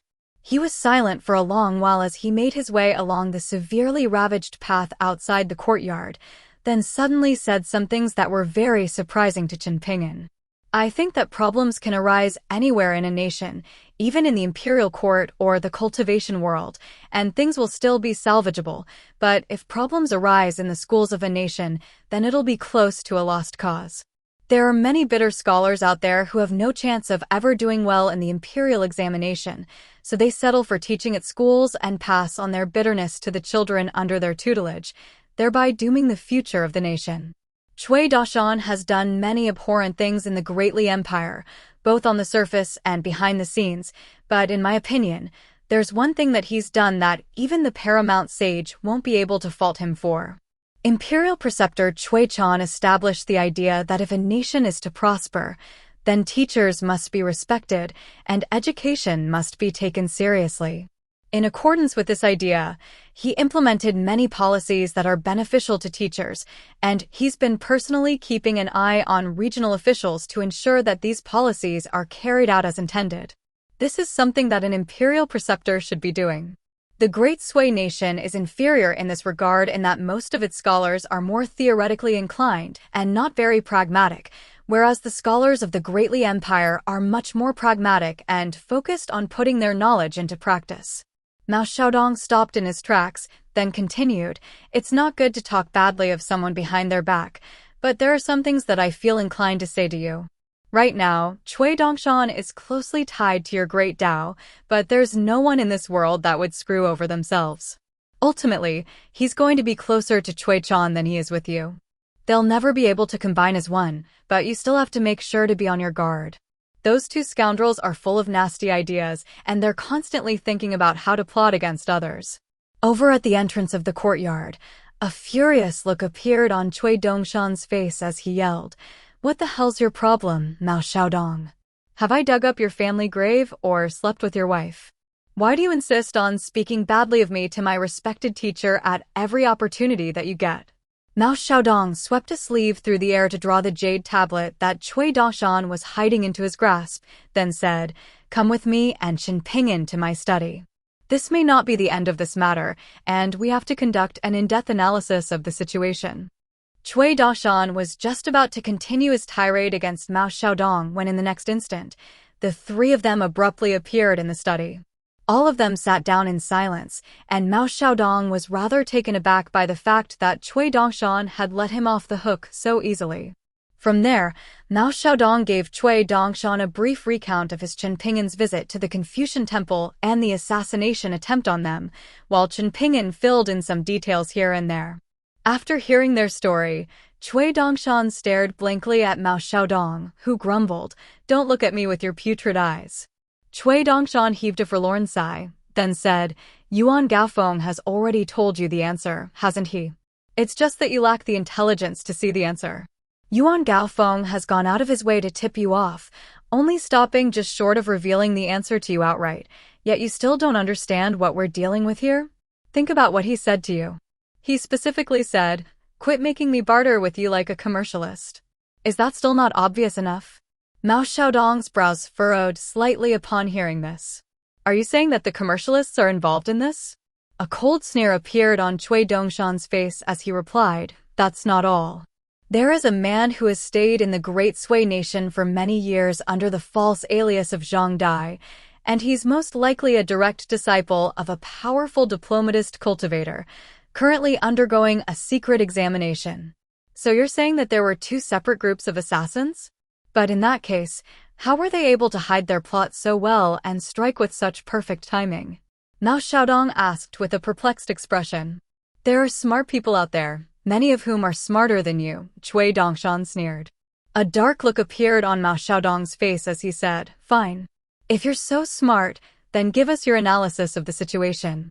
Cui Dongshan cleared his throat, then asked, Is there no tea here for me to drink, little Dong? Mao Xiaodong paid no heed to him as he closed his eyes in a stoic silence. Cui Dongshan heaved a faint sigh, then turned to Chen Ping'an with a smile as he said, My insights are far from profound, but please listen to what this humble student of yours has to say, respected teacher. Mao Xiaodong was unable to bear listening in silence any longer, and he snapped in a furious voice, Can you not be such a shameless bastard? I'm getting nauseous just listening to you. It's fine once you get used to it, Chen Ping'an consoled with a smile. Cui Dongshan took a glance at Mao Xiaodong out of the corner of his eye with a smug expression, then said, You've improved quite a bit since coming to the Great Sui Nation, little Dong. It seems like some of my wisdom has rubbed off on you, giving you the foresight to make preparations to move your mountain in advance. Not only did that give you a decisive advantage over the assassins, you even managed to identify the formation cultivator as the foremost threat and knew to kill him first. Otherwise, if that military cultivator had managed to get close to you before detonating that golden core, then you would surely be dead. It doesn't really matter if you die, but if my teacher had sustained even the slightest injury because of your oversight, then I would have desecrated your corpse to no end. Chen Ping'an gave him a kick on the leg as he interjected, Get back on topic. Cui Dongshan immediately extended a respectful half-bow toward him as he replied, Whatever you say, respected teacher. Mao Xiaodong closed his eyes again, unwilling to watch any longer. After taking a moment to arrange his thoughts, Cui Dongshan stood up from his chair, then began to habitually pace around the room as he said, The current situation can be split up into roughly 4 levels. Those involved in the first level include the likes of Feng. Their official ranks aren't particularly lofty, but thanks to their numbers, they're able to control public opinion in the imperial court, and they use that to their advantage with the objective of leaving behind glowing legacies for themselves in the history books. Among them, Feng is actually not so bad. He has a nascent tier ancestor, and he harbors lofty ambitions of securing the posthumous title of civil justice for himself someday. As for the rest of the people on this level, most of them are completely unpragmatic scholars whose ambitions are matched only by their incompetence. If they can achieve anything meaningful, then they must be blessed by the heavens. If they can't, then they're not afraid to die. There are many stories of heroic officials meeting their demise for opposing their emperors in just and righteous causes, so in their eyes, regardless of whether they live or die, they'll go down in history as lauded heroes or martyrs. As for whether they'll be leaving behind a mess for everyone and just how messy that mess is, that's not something that they're going to care about because they won't even have considered that. There are many stories in the history books detailing actions that were intended to be heroic resulting in catastrophic consequences, but those stories are too far away from them to be taken seriously in their eyes. I've witnessed many such stories play out in my time, and I'm sure you've also witnessed similar things in the lotus flower-blessed land, teacher. The second level of people consist of the likes of Left Minister Gua Xian of the Ministry of Rights and Dragon and Bull General Miao Ran. They are descendants of figures of great merit in the history of the Great Sui Nation, and they reside in the capital city, seemingly leading glorious lives of wealth and power, but in reality, they sit upon empty laurels and view the capital city and the imperial court as their prison. They yearn to replicate the feats of their ancestors and shine on the battlefield, and they're in close contact with many generals who serve on the borders and possess actual jurisdictive power in the military. Relatively speaking, Right Minister Tao Jiao of the Ministry of War and Vice Commander Song Shan of the Infantry Commander's Office are in more practical positions of power, and they're more familiar with war-related affairs. The death of Song Zhengchun is an extremely rare and fleeting opportunity that's not to be missed. Furthermore, the entirety of the Great Sui Nation currently harbors intense animosity toward the Great Li Empire, so if the Great Sui Nation were to revoke the agreement and turn on the Great Li Empire now, Such a decision would be met with widespread support from the people. The border forces of the Great Sui nation are quite formidable, and they can use that to their advantage to go all in on a massive gamble to try and turn the tables, rather than allow the burgeoning Great Li Empire to slowly establish more and more control over the Great Sui nation until the latter is no longer able to resist. These people have arrived at their conclusion after weighing up the options, and there are many of them in the imperial court and on the borders. It wouldn't be a stretch to say that these people form the foundation of the nation's strength. The poor emperor of the Great Sui nation falls into the third group. At the moment, he's in the most awkward and undesirable position out of everyone. He was already prepared to be denounced by the entire nation for his decision to sign an agreement of one-sided appeasement with the Great Li Empire, and he's even been forced to send his favorite son, Gao Xian, to Forest Deer Academy on Cloud Drape Mountain as what is essentially a glorified hostage. However, in the end, he still underestimated just how vehement the backlash to his decision was going to be. Feng and the others had hatched an assassination plot against Mao Xiaodong without his knowledge, and if they had succeeded, then they would have been free to tell any story that they pleased. They could have proclaimed that Mao Xiaodong was a scholastic parasite who had been trying to undermine the foundation of the Great Sui nation's scholarly fortune through Mountain Cliff Academy, and that he deserved to die 1,000 times over for his crimes against the Great Sui nation. Mao Xiaodong offered no retort to this. In fact, he felt like Cui Dongshan was praising him. After all, who had once been considered the most prominent scholastic parasite in the entire majestic world? That had been none other than his and Cui Chan's teacher, the scholarly sage. Cui Dongshan smiled as he continued, of course, it's unclear whether the emperor of the Great Sui Empire is aware of what Feng and the others are up to. It's probably a bit more likely that he's oblivious to everything, given that he's currently not a very popular emperor. However, none of that is important. Unbeknownst to Feng and the others, the Song clan of the Great Li Empire doesn't care at all whether Mao Xiaodong lives or dies. The emperor of the Great Sui nation will care a little more, but in any case, it won't have any bearing on that 100-year agreement. This is something that Feng and the others will never be able to wrap their heads around. Their plan was definitely to kill Mao Xiaodong first, then go after Little Baobing, Li Huai, Lin Shui, and the other scholars from the Great Li Empire. The emperor of the Great Sui nation had no intention of revoking the agreement, so he would have definitely intervened to try and stop them. However, it appears that his resolve has loosened in the wake of Song Zhengquan's death. As an emperor, of course, he doesn't want to be viewed as a spineless coward by his entire nation. If he abides by this agreement, eventually, the Great Sui nation will be entirely surrounded by the Great Li Empire's territory, and once that happens, the Great Sui nation will truly be doomed. This is a future that even the likes of Tao Jiao and Song Shan have the foresight to envision, and the emperor will only be able to see even further into the future than them. At the moment, he's sitting on his throne, watching Feng and the others hatch their little plots, and I think he'll have very mixed feelings about this.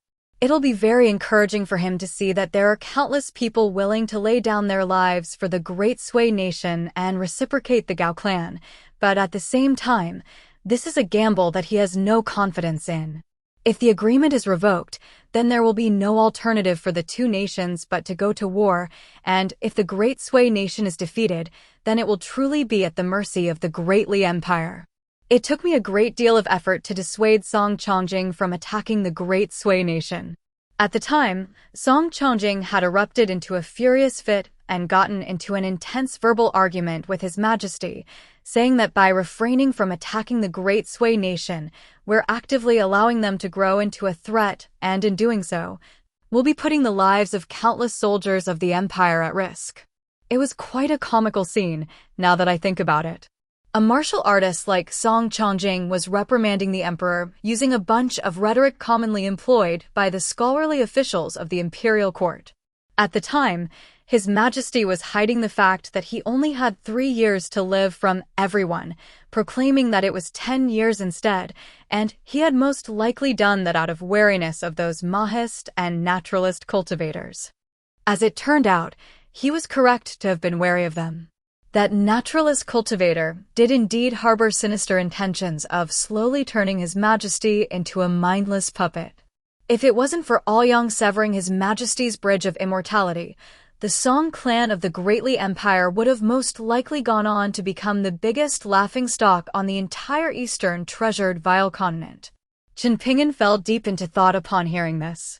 Cui Dongshan strode over to the window to look at the mountain outside, following which he suddenly turned around with a smile as he said, "Esteemed teacher, I have a question for you, and I hope that you can enlighten me." "Go ahead," Chen Ping'an prompted with a smile. Mao Xiaodong appeared to have been taking a nap, but in reality, he was intently focused on the conversation taking place. If the incorrect method is used to pursue a correct outcome, is that correct or not? Cui Dongshan asked. Chen Ping'an merely smiled in response. He had discussed this exact topic with Lu Qifeng in the past. Then how about this? Cui Dongshan continued. If the incorrect method is used to obtain an extremely rare correct outcome that would have otherwise been very difficult to obtain, is that wrong? It was deathly silent in the study. As Chen Ping'an pondered the two questions raised to him, he reflexively reached for his sword-nurturing gourd to take a drink, but he then immediately released it again. Cui Dongshan didn't try to rush him into giving an answer, and Mao Xiaodong was also massaging his ruler in silence. After a long while, Chen Ping'an finally said, "I don't have an answer to those questions for now. I'll have to think about it." Cui Dongshan nodded in response as he replied with a bright smile, "There's no hurry. I raised the questions on a whim anyway, so answer them whenever you please." Chen Ping'an rose to his feet to depart, while Cui Dongshan remained in the study, claiming that he wanted to discuss the current circumstances in the Great Sui Nation's capital city with Mao Xiaodong. As Chen Ping'an made his way to the entrance of the study, he turned back to Cui Dongshan and pointed at his forehead as he asked, "How long are you going to keep that thing?" Cui Dongshan hurriedly wiped the seal from his forehead as he said in an embarrassed manner, "I've been away from the academy for quite some time, and I've grown a little distant from little Baoping as a result. It wasn't before. Little Baoping was always really happy to see me in the past." Chen Ping'an closed the door, and the sound of his footsteps faded away into the distance. He stood up straight as he began swinging his arms vigorously back and forth in an alternating fashion, causing his baggy sleeves to ripple like waves as he celebrated, "I was able to avoid both a scolding and a beating." A puzzled look appeared on Mao Xiaodong's face at the sight of Cui Dongshan's childish display, and he said, "You weren't back when we were with our master. I heard from Qi Jingchun that when he first met you in the Greatly Empire, you had a really serious demeanor and liked to make yourself appear all prim and proper." Cui Dongshan leaped up into the air, then suspended himself there and leaned forward before beginning to perform a doggy paddle, swimming back and forth through Middle-earth Divine Continent's study as he rambled. "I was already in my early 20s back when the old scholar swindled me into becoming his disciple. If I recall correctly, it took me 3 years just to travel from my hometown on the eastern treasured vile continent to the shoddy alley that the old scholar was staying in on the Middle-earth Divine Continent. Along the way, I experienced a lot of hardships, but never did I think that not only had I not reached the light at the end of the tunnel after my 3 years of suffering, I had only set myself up for more suffering. Every single day, we had no idea where our next meal was going to come from, and I was constantly afraid that we would starve to death, so of course my mental state can't compare with what it currently is. Can you imagine what we were like back then? The old scholar and I were starving as we whiled away our days seated on a pair of little stools, both to conserve our energy and to warm our starving bodies up under the sun. All we did was count the days until the silver sent to us by the Cui clan would arrive. One time, our boat broke down, so we had to dig up some worms to fish by the river, and that was when the old scholar uttered that quote for the ages.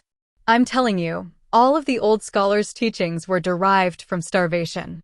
I suppose this is what it means to find inspiration from times of hardship. Think about it. How many pieces of good writing did he manage to produce after he made a name for himself? Of course, there were a few, but the overall quality and quantity had taken a significant hit compared with before he established his reputation. Then again, he couldn't help it, given how busy he became. He had to take part in the debate between the three teachings, The mountain masters of the Confucian academies were constantly clamoring to see him and were practically begging him to deliver lectures at their academies.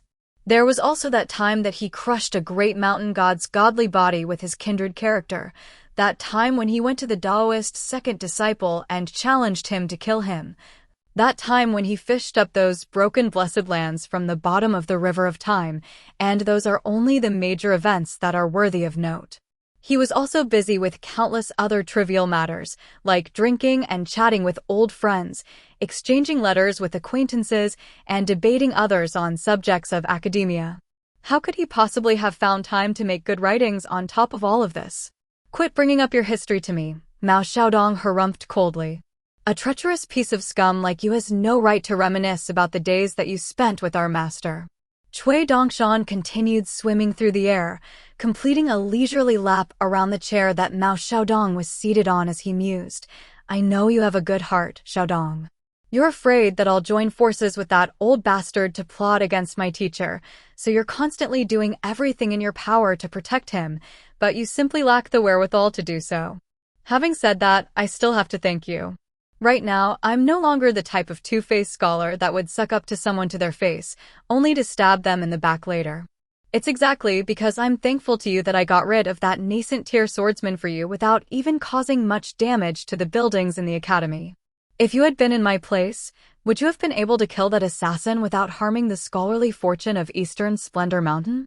In that case, I really have to thank your parents for giving birth to someone as kind and thoughtful as you, Mao Xiaodong chuckled in a cold and sarcastic manner.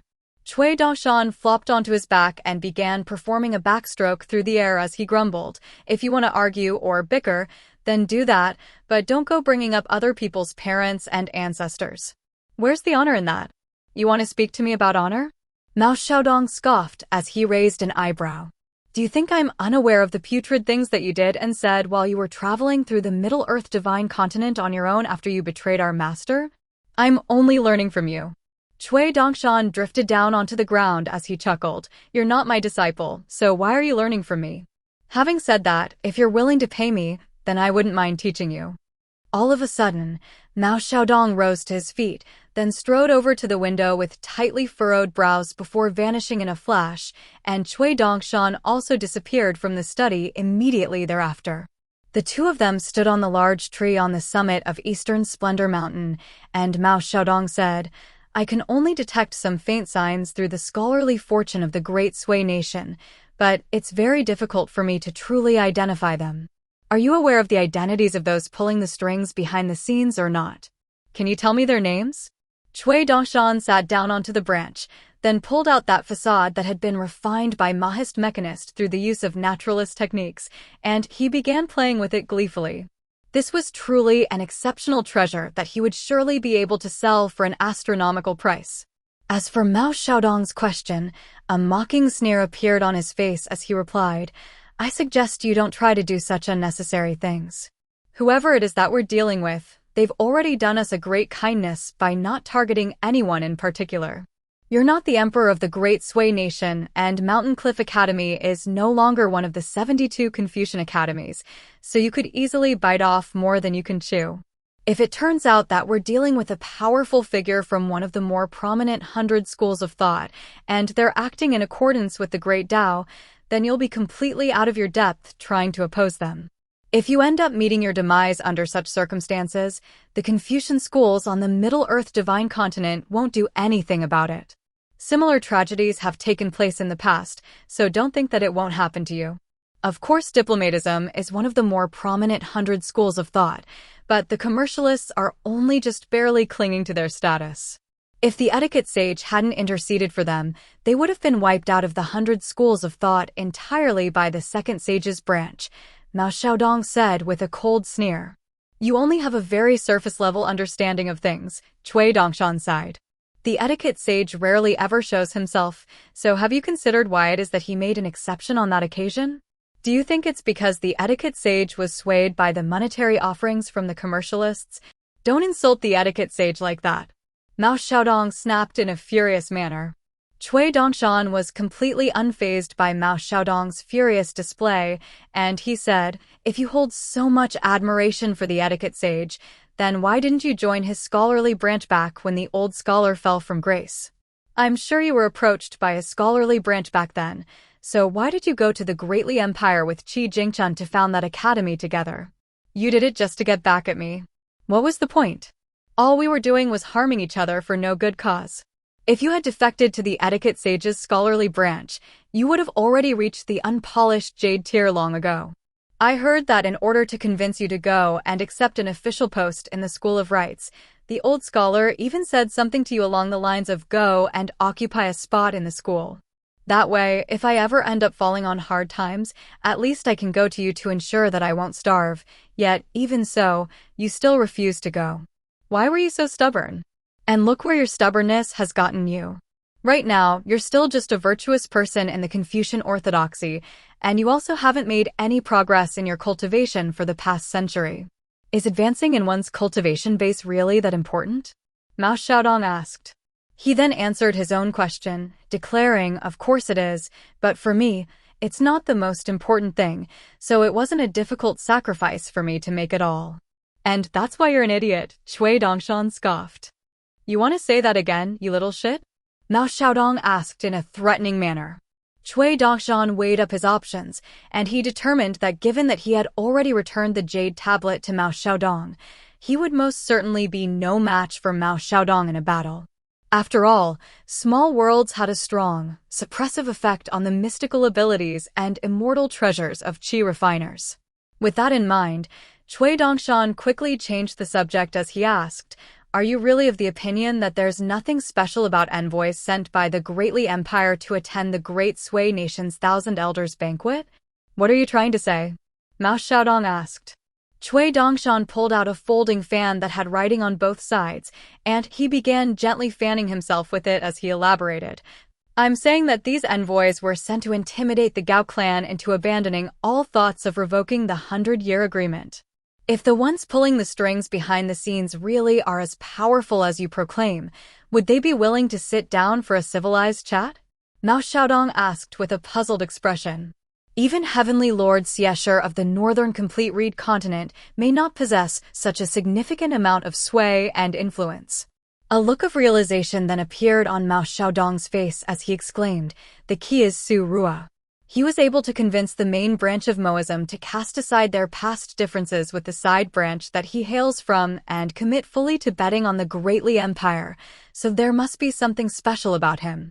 Cui Dongshan continued fanning himself as he praised, "You're becoming smarter by the day, Xiaodong. As expected, the longer you stay with me, the more my wisdom rubs off on you."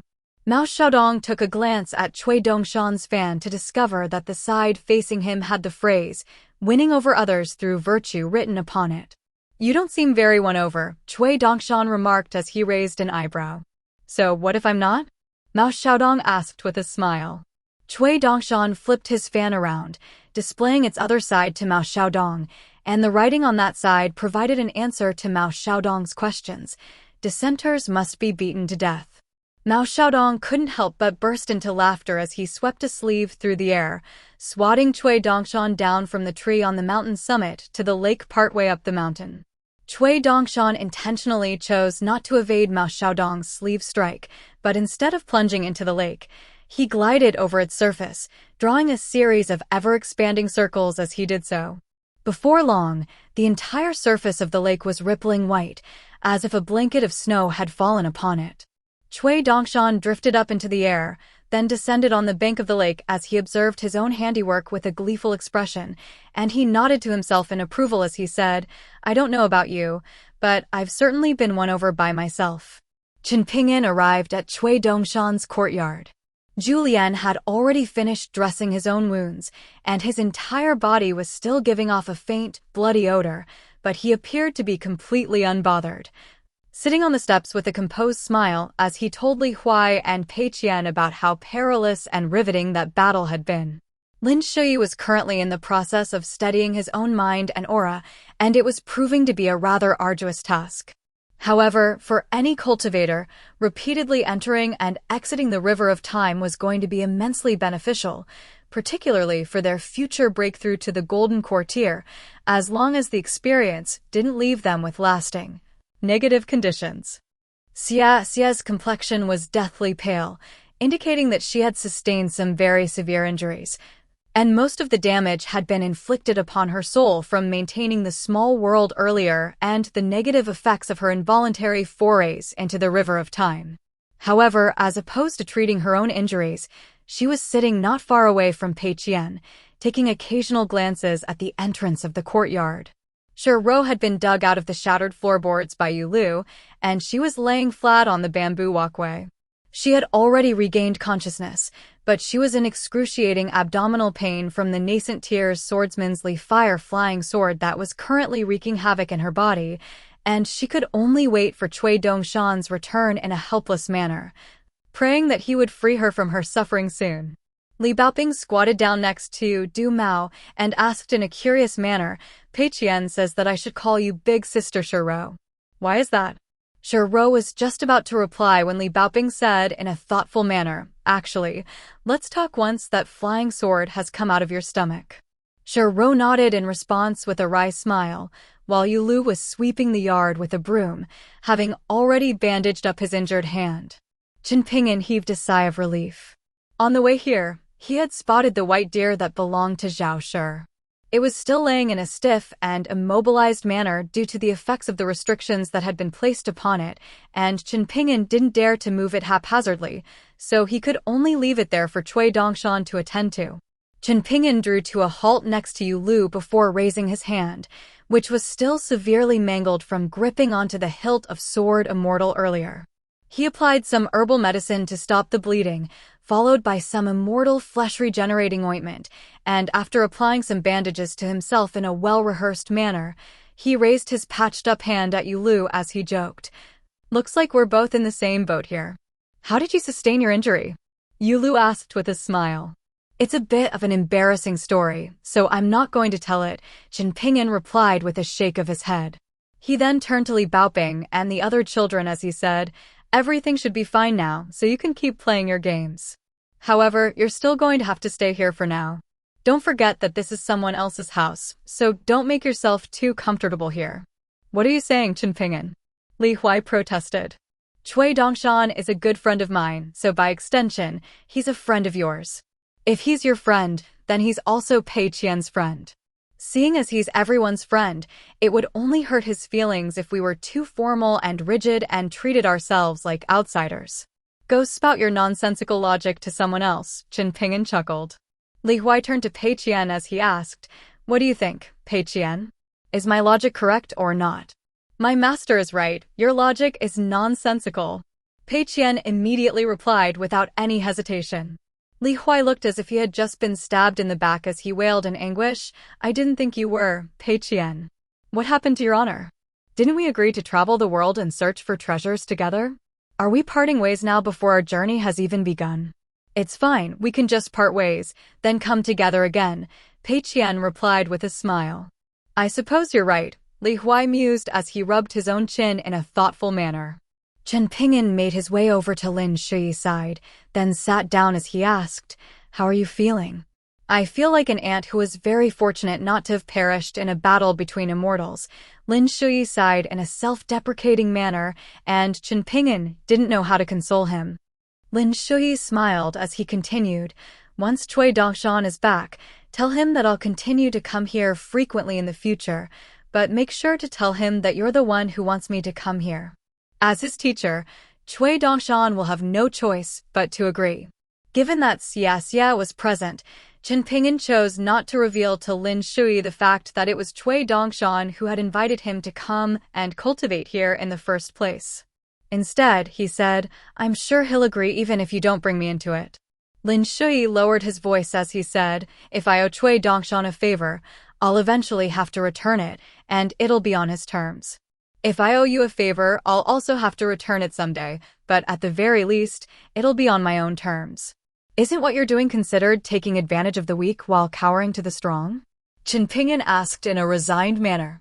No, what I'm doing is taking advantage of good people so that I don't owe favors to bad people, Lin Shui replied with a shake of his head. Chen Ping'an removed his sword-nurturing gourd from his waist and took a sip of the rice wine inside. The academy has a nice scripture library that I'm quite familiar with. If you need to go there to search for books, I can serve as your guide, Lin Shui offered. I most likely won't go. Reading too many books would be no different from biting off more than I can chew, Chen Ping'an replied. Just nod and agree so we can pretend that I'm somewhat useful to you, Lin Shui said in an exasperated manner. That way, I'll at least be partially returning the favor. Why are you so dense? Chen Ping'an turned to Lin Shui with an amused expression as he scoffed. Is this the kind of stuff they're teaching you at this academy? I should have known better than to bring you to this fake mountain cliff academy. Lin Shui burst into laughter upon hearing this. Pei Qian nudged Li Huai with her elbow as she asked in a quiet voice, Has my master always been this close with Lin Shui? Li Huai was doubled over with his, but sticking up in the air, busy playing with his colored wooden figure as he replied, No, Chen Ping'an is only close with me. He doesn't really get along that well with anyone else. Li Baoping snuck up behind him, then sent him sprawling to the ground with a kick to the backside. Li Baoping sat up from the ground as he turned to Li Baoping with a sullen expression and yelled, Li Baoping, if you keep this up, Pei Qian and I are going to establish our own alliance. We'll no longer accept you as alliance leader. Li Baoping curled her lip in a disdainful manner in response. At the moment, Li Huai was the division leader of a certain dormitory building in the Eastern Splendor Mountain Division under the Dragon Spring Prefecture headquarters. He had been stripped of this role in the past, but after Chen Ping'an arrived at the academy, Li Huai begged Li Baoping to restore him to his official post, promising her that he wouldn't rank last in his class in his subjects next time. And only then did Li Baoping make an exception to reinstate him as division leader. As for Pei Qian, Li Baoping had decided that she was still lacking in experience and seniority, so out of fairness, she had only been accepted as an unofficial disciple of a dormitory subdivision of the lowest rank.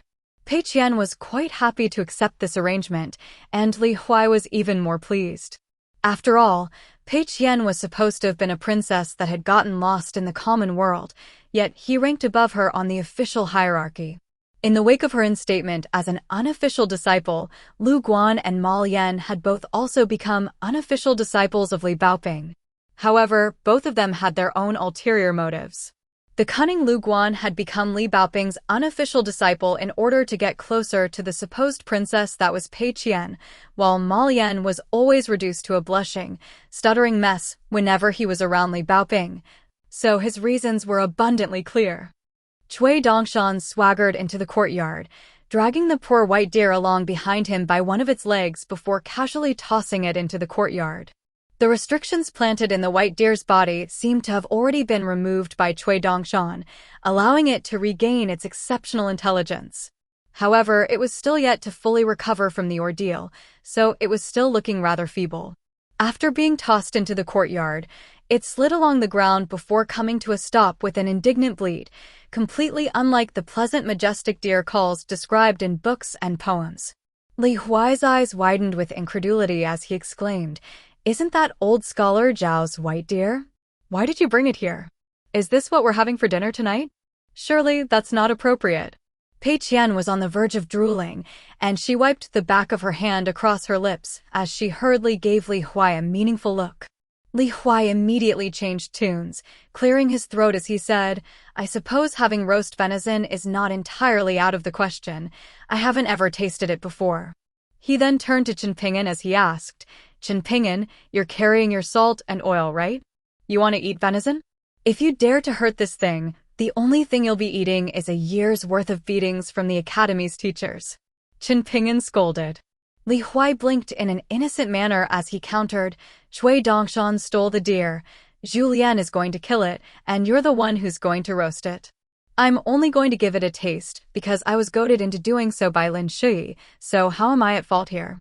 All of a sudden, an intrigued look appeared on Cui Dongshan's face as he noticed that the white deer was staring directly at Li Huai. Li Huai quickly noticed this as well, and he began feeling a little unsettled as the white deer's intelligent eyes were just like those of a human. The deer rose to its hooves in an unsteady manner, then began to slowly make its way toward Li Huai, who was so terrified that he began scrambling away on all fours toward the main room. The white deer leaped onto the bamboo walkway in an agile fashion and followed Li Huai into the room, while Chen Ping'an turned to Cui Dongshan with a puzzled expression. "There's no need to be concerned, teacher." A slice of immense fortune had just fallen straight onto Li Huai's lap. For some reason, this intelligent white deer has taken a liking to him. Once Zhao Shi is found, I'll tell him about what happened, and I'm sure that Mountain Cliff Academy will have a white deer soon, Cui Dongshan said with a smile. Chen Ping'an slapped a hand to his own forehead upon hearing this. As expected of Li Huai. Shortly thereafter, Li Huai emerged from the main room on the white deer's back, chortling with glee as he showed off to Li Baoping and Pei Qian. "What do you think? How badass do I look right now?" Li Baoping spared him no attention as she sat down beside Chen Ping'an, but Pei Qian was rather envious, and she turned to Chen Ping'an with a pitiable look as she asked, "When am I going to have a little donkey, master?" "I'll see if I can find a good one for you once we return to the Dragon Spring Prefecture," Chen Ping'an promised with a smile, and Pei Qian's little face immediately lit up with a bright smile. Cui Dongshan made his way over to Shiro's side, and the latter was seated on the bamboo walkway with her back against a wall. It was still quite difficult for her to get up, and she was very fearful of Cui Dongshan, to the point that she didn't even dare to meet his gaze. Cui Dongshan squatted down in front of Shiro, positioning himself just right so that his back was facing Chen Ping'an. He was preparing to utter some comforting words while making some sneaky moves to even further exacerbate Shiro's suffering.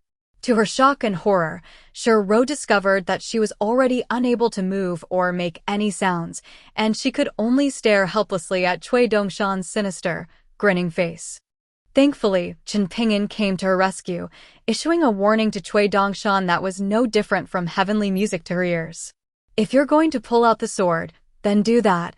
Don't go around doing anything unnecessary." Cui Dongshan could only heave a forlorn sigh upon hearing this.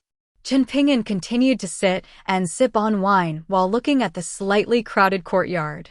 Compared with when they first set off on their journey to the Great Sui Nation, they had gained several new additions in the form of Zhu Lian, Pei Qian, and Shiro, but they were missing a certain saber-wielding swordsman.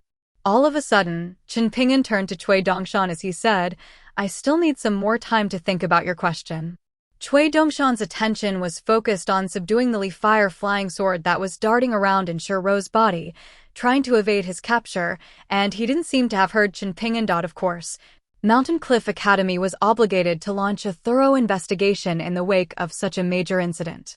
All the trouble had begun when that assistant mountain master of the academy had invited Zhao Shi to the academy to deliver a lecture, so Mao Xiaodong had approached the assistant mountain master for a chat, which ultimately concluded on a very sour note. The assistant mountain master in question had come from a major clan of the Great Sui Nation, and he felt like Mao Xiaodong was intentionally trying to target him by pinning the blame on him in order to eliminate dissenters from the academy.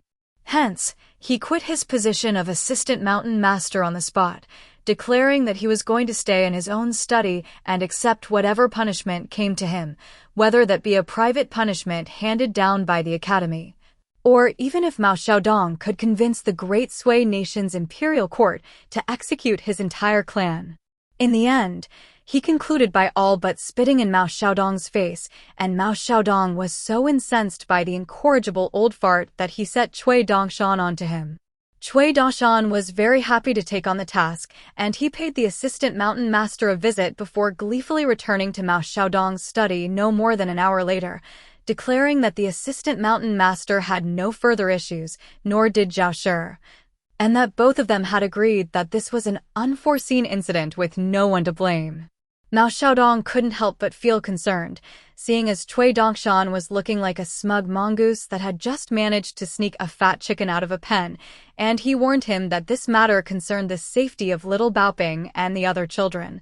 So if he dared to play any tricks. Before he even had a chance to finish his threat, Cui Dongshan had already promised him that he had done everything in accordance with correct protocol. Mao Xiaodong remained skeptical. After that, Cui Dongshan swaggered out of the academy, then made his way into a new relay station set up by the Great Li Empire in the capital city, using the facade that he had recently peeled off the nascent tier swordsman's face, in conjunction with some special disguise techniques. That relay station was where the envoys of the Great Li Empire were staying. Mao Xiaodong briefly contemplated following Cui Dongshan, but ultimately decided not to.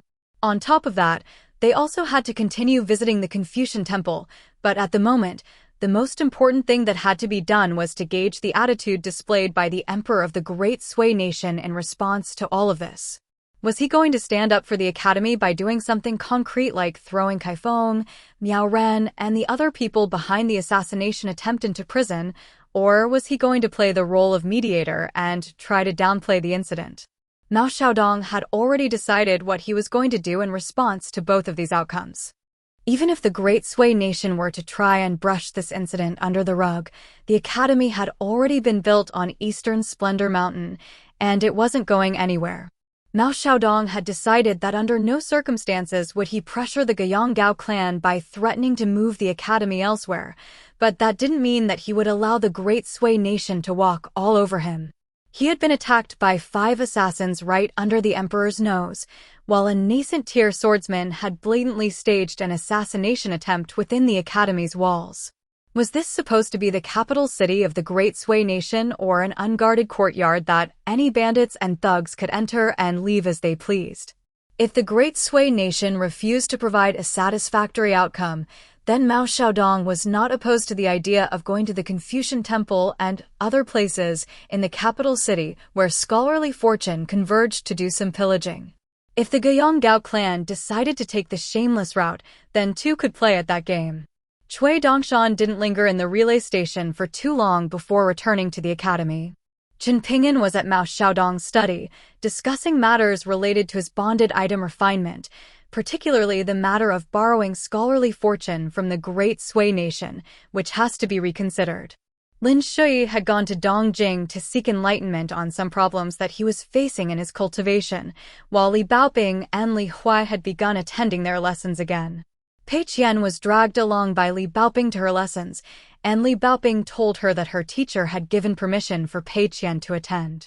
On the surface, Pei Qian put on a grateful display, but in reality, she was very reluctant to go.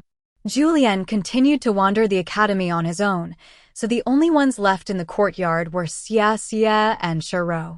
As Cui Dongshan returned to the courtyard with a beaming smile on his face, both of them were instantly struck by a sense of foreboding. The leaf fire flying sword in Shiro's stomach had already been removed, and the experience had been so painful that it had felt akin to childbirth to her.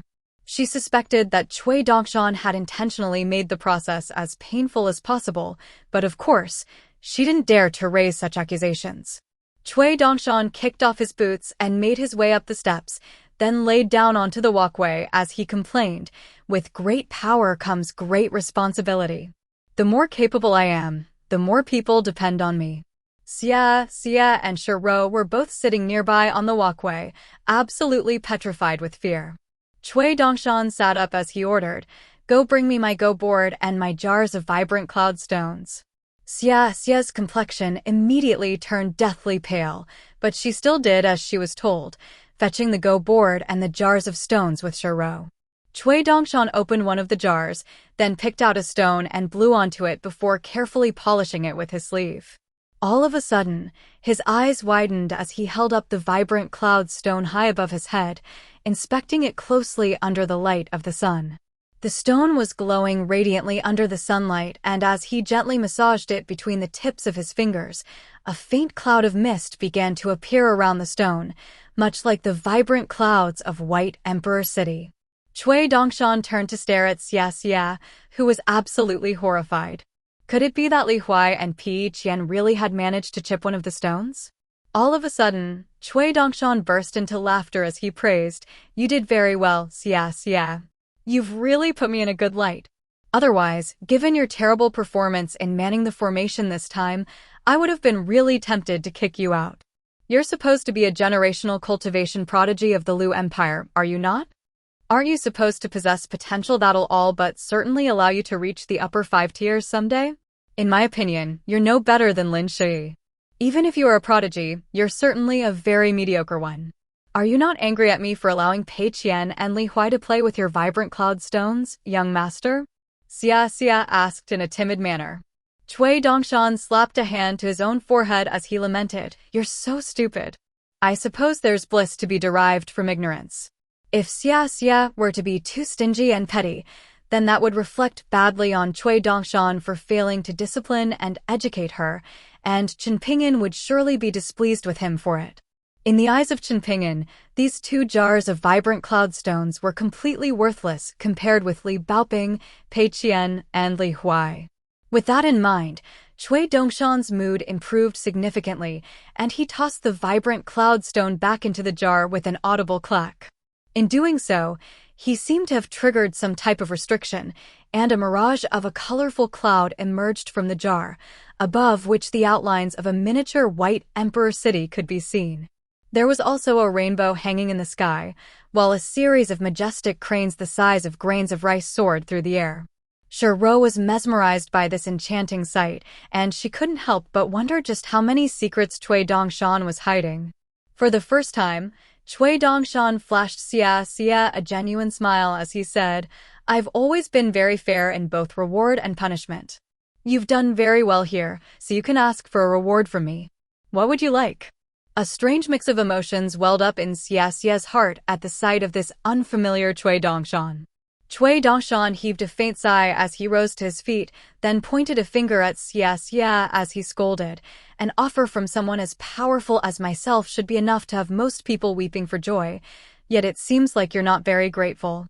Xia immediately felt as if she had been plunged into a glacial pit. Her entire body was petrified with fear as Cui Dongshan strode over to her side, then slapped a hand against her cheek, but not with very much force. "It's all right. You've already improved significantly from back when I first found you, and that's enough." He then raised a hand before spreading it open, and the fire flying sword appeared over the palm of his hand, slowly circling around in the air. The sword was entirely bright red in color, and there were bursts of pure flames burning over its surface. Cui Dongshan smiled as he said, "Right now, this bonded flying sword is without an owner, so you can have it. Don't try to refine it into a bonded item of your own, as that would be far too difficult. Just nurture it in secret in one of your acupoints, and you can use it as a surprise trump card in battle. You're not a swordsman, so the element of surprise will be particularly potent. Make sure you don't embarrass me." Lin Shi's cultivation base may not be anything special right now, but that's only because Dong Jing has been intentionally suppressing it. If you don't work hard, you'll eventually be outstripped by him. It didn't seem like Cui Dongshan was making a joke, so Xia carefully drew upon her spiritual energy to draw the fire flying sword onto the palm of her own hand. This was the bonded flying sword of a nascent tier swordsman. Essentially, it was the culmination of almost all of a nascent tier swordsman's wealth and lifeblood. If it were to be sold for immortal currency, then it would have been able to fetch 100 grain rain coins at the very least. Xia couldn't help but compare that with the annual tax revenue received by the Lu Empire during its heyday prior to its fall, and she was moved to the point of tears. Due to the fact that she was wearing a facade, she currently had a hideous face with a dark complexion, and Cui Dongshan sprang back in alarm as he yelled, "Don't cry, you idiot. You're already hideous enough as it is. Are you trying to scare me to death?" Xia was extremely embarrassed and hurriedly turned her face away as she wiped away her tears. Cui Dongshan then curled a finger at Shiro as he said, "Come with me, my dear Shiro. I want to have a good heart-to-heart conversation with you. You did well protecting my teacher along his journey, and you captured a fire flying sword for me this time, so I have to reward you too." Shiro shook her head vigorously as a chill ran down her spine.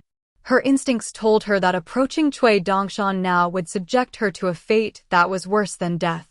Cui Dongshan grinned as he suddenly flipped a hand over, and an expanding patch of blood instantly appeared over Xia's abdomen as a dragon-restricting nail was torn out of her acupoint in an extremely rough and barbaric fashion. He then made a grabbing motion to forcibly drag Shiro to him, following which he slammed a palm into Shiro's forehead, driving the dragon-restricting nail into her glabella. Xia slumped to the ground as she clasped a hand over her own abdomen, and even though she was in excruciating pain, Cui Dongshan had done her a massive favor, so her heart was soaring with elation. Cui Dongshan grabbed onto Shi Rou's head with his fingers, looking down as the soul inside her body howled in agony, but not a single sound came out of her throat. A faint smile appeared on his face as he asked, "How does it feel?" Du Mao's immortal body began to tremble violently, reflecting the state of Shi Rou's soul inside. Cui Dongshan looked into Shi Rou's pleading eyes as he asked, "Do you need me to tell you what to do?" Shi Rou's consciousness was on the verge of fading, and if Cui Dongshan were to continue with what he was doing, there was a very good chance that her soul would be destroyed entirely, and her Taoist side branch would be completely erased with her demise. Cui Dongshan gave a cold harumph as he gently pressed down with his hand, slamming Shi Rou down onto the bamboo walkway as he threatened, "If you dare to tell anyone, then this will only be a small appetizer for the punishment that I'm going to put you through." Shi Rou's body spasmed over and over again as she laid on the walkway, and Xia was wondering what Shi Rou had done to deserve this, but didn't dare to ask any questions. With a casual kick, Cui Dongshan sent Shi Rou flying into the main room, following which he turned to Xia as he instructed, "Make some preparations to welcome our guests." Shortly thereafter, Li Huai appeared at the entrance of the courtyard, along with an old scholar and that white deer. The scholar was none other than the real Zhao Shi, the mountain master of the private academy and a student of Swan Lake Academy under that Confucian sage on the southern world continent. Cui Dongshan stood barefoot on the steps with more than a hint of schadenfreude on his face as he chuckled, "You must have forgotten to check the horoscope before you went out, Zhao Shi. Not only were you knocked out by a blow to the head and thrown into a rucksack, you're going to lose your most precious treasure now." Zhao Shi's forehead was still a little red and swollen, but he smiled as he replied, "If it's meant to be, then it will be." "Are you really willing to give your white deer to Li Huai?" Cui Dongshan asked as he feigned a surprised expression. Zhao Shi nodded in response. "In any case, I was used as a part of the assassination plot, so I am at fault, and I should apologize for this role that I've played, even if it was only an involuntary one. Hence, seeing as this white deer has taken a liking to Li Huai, it would be wrong of me to try and keep it." Cui Dongshan nodded in a slow and methodical manner, then smiled as he asked, "I'm really curious about where they dumped you after they knocked you unconscious, and how did the great Sui nation find you?" Zhao Shi was a man of great patience and composure. Otherwise, he wouldn't have been instated as the mountain master of the private academy by the luminous Vermilion Empire. However, Cui Dongshan was repeatedly bringing up a less than pleasant subject for him, and he couldn't help but feel a little displeased. Those who survive major ordeals are sure to be blessed with fortune. "Looks like you're a man of fortune, Zhao Shi." Cui Dongshan chortled. Li Huai was unable to stand listening to him any longer, and he glared at him as he protested, "How can you speak to Mountain Master Zhao, Cui Dongshan? I'm going to tell Chen Ping'an that you were disrespectfully referring to Mountain Master Zhao directly by his name." An enraged look appeared on Cui Dongshan's face as he countered, "Have you no sense of gratitude, Li Huai? Who is it that brought this massive blessing to you? I ought to convince Li Baoping to remove you from your post as division leader for your ingratitude." Li Huai hurriedly snuck Cui Dongshan a look, indicating to him that he was only standing up for Zhao Shi because he was afraid that Zhao Shi would take the white deer away in a fit of indignation. Cui Dongshan's expression eased slightly upon seeing this, and he made his way down the steps as he said, "Come and have some tea, Mountain Master Zhao." Xia immediately carried the tea set over to the stone table upon hearing this. Cui Dongshan took a glance up at the sky. At this point, Shui Rua should have already met the mastermind behind all of this. If their discussion went well, then all would be swell, but if it didn't go well, then the Guyonggao clan should consider themselves immensely fortunate if even half of the great Sui nation's capital city could remain intact. In any case, it had nothing to do with Mountain Cliff Academy. Right now, Cui Dongshan was no longer Cui Chan, and he wanted to secure a peaceful paradise for himself, one that was untouched by worldly affairs. While Cui Dongshan was drinking tea with Zhao Shi, a tall old man had just finished discussing some matters with someone, and he was accompanying Mr. Fan out of the city. Mr. Fan smiled as he asked, "Did the discussion go well?" "It did, for the most part," the old man replied with a nod. "It's just that we had a rather unpleasant argument over some private matters." "Oh? Would you care to elaborate?" Mr. Fan asked in an intrigued manner. "It's all just a bunch of trivial nonsense. I wouldn't dare to dirty your ears with such measly affairs," the old man replied with a smile, and Mr. Fan also smiled as he fell silent. His ears were far from a holy sanctum that was free from defilement. Instead, he had been receiving verbal abuse for many years, and his abusers were either Confucian sages or old ancestors from other prominent schools of thought. If the average person had been in his place, they would have already been reprimanded to death. The old man seemed to have arrived at this realization, and he didn't hide the details any longer as he smiled and asked, "Mr. Fan, I'm sure you're aware that Su Rua has always had close ties with that man, right?" Mr. Fan nodded in response. "I've heard that Su Rua thinks very highly of that man." The old man burst into laughter as he said, "That's why I said that Aoyang is nothing special, and that he's nowhere near as powerful as the rumors suggest, and I made it a point to say those things right in front of Su Rua." "Why would you say that?" Mr. Fan asked. A proud look immediately appeared on the old man's face, as if he had just thought of the heroic and boast-worthy thing that he had ever done, and he smiled triumphantly as he replied, "Back when the 10 of us hatched a plot to kill him together, I was the only one who managed to escape alive." Mr. Fan faltered slightly upon hearing this, then replied in an exasperated manner, "I have no response to that." Outside the entrance of Mountain Cliff Academy at the foot of Eastern Splendor Mountain, a young man and woman who appeared to have been a master and servant duo were standing together, seemingly hesitating about whether to go in. He wanted to go in and see if the academy was better than Forest Deer Academy back home on Cloud Drape Mountain, while she was reluctant, saying that she detested academies even more so than schools.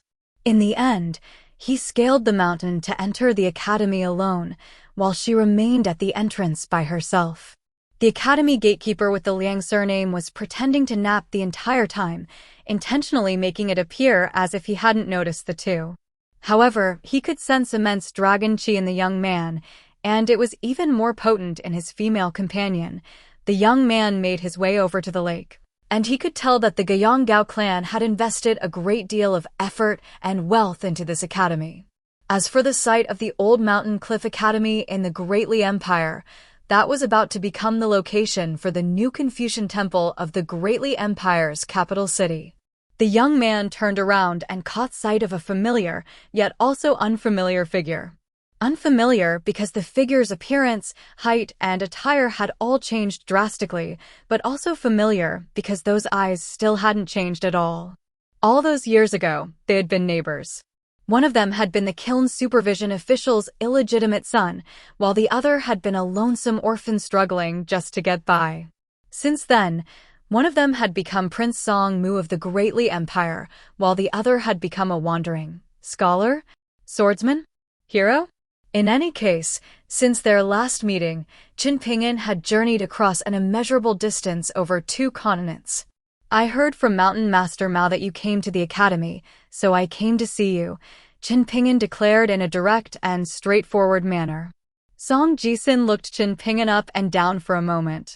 He had heard that the pseudo-celestial weapon that he was carrying on his back, Sword Immortal, had been an apology gift from the Fu clan, while the wine gourd strapped to his waist was a sword-nurturing gourd that had been meticulously picked out for him by Northern Mountain God Wei Bo as a bonus gift for purchasing those mountains back in the Dragon Spring Prefecture. Song Jisin smiled as he said, "Back when we were neighbors, I always felt like the people on Fortune Street and Peach Leaf Alley were wealthier and more fortunate than us, but looking back now, it seems like the people from our Cultivation Alley and Apricot Blossom Alley are doing a little better than them. Apricot Blossom Alley really only has Ma Kushuan to boast of, whereas our Cultivation Alley has you, me, Jigue, and that little runt, Gukan. I wonder if several decades from now, people will look back on our once shoddy Cultivation Alley and regard it as a place of legends." Qin Ping'an opened his mouth to say something, only for Song Jisin to raise a hand to interrupt him. "Let me finish." Otherwise, given your stinky personality, there's a very good chance that our long-awaited reunion will conclude on rather sour terms." The two of them began to make their way down the peaceful path next to the lake together. Song Jisun smiled as he said, "You sure went far on this journey of yours, and you were gone for a very long time too. You probably don't know what things are like back in the small town right now, right? Ever since the history of the Jewel Small World was revealed, and it became open to the outside world, regardless of whether it's wealthy folk on Fortune Street and Peach Leaf Alley, or the impoverished households in Dragon Riding Alley and Apricot Blossom Alley. Everyone has been digging through their belongings for things that have been passed down for generations, or just items that are quite advanced in age. Everything from bowls used during meals, stone troughs for feeding pigs, that's for picking vegetables, to copper mirrors taken down from walls are all being treated like prized artifacts. On top of that, many people have begun entering the nearby mountains and bodies of water.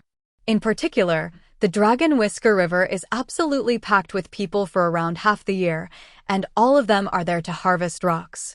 The Immortal Tomb and the Mountain of Porcelain naturally haven't been spared, either, with countless treasure hunters taking whatever they could from those places before having them appraised at the cloth wrapper shop on Oxhorn Mountain. Many people really did manage to gain astonishing wealth overnight, and gold and silver that used to be considered extremely precious are now barely worth anything.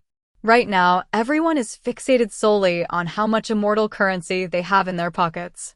I'm assuming all of the farmland and many of the dragon kills have been abandoned, right? Qin Ping'an asked. Indeed.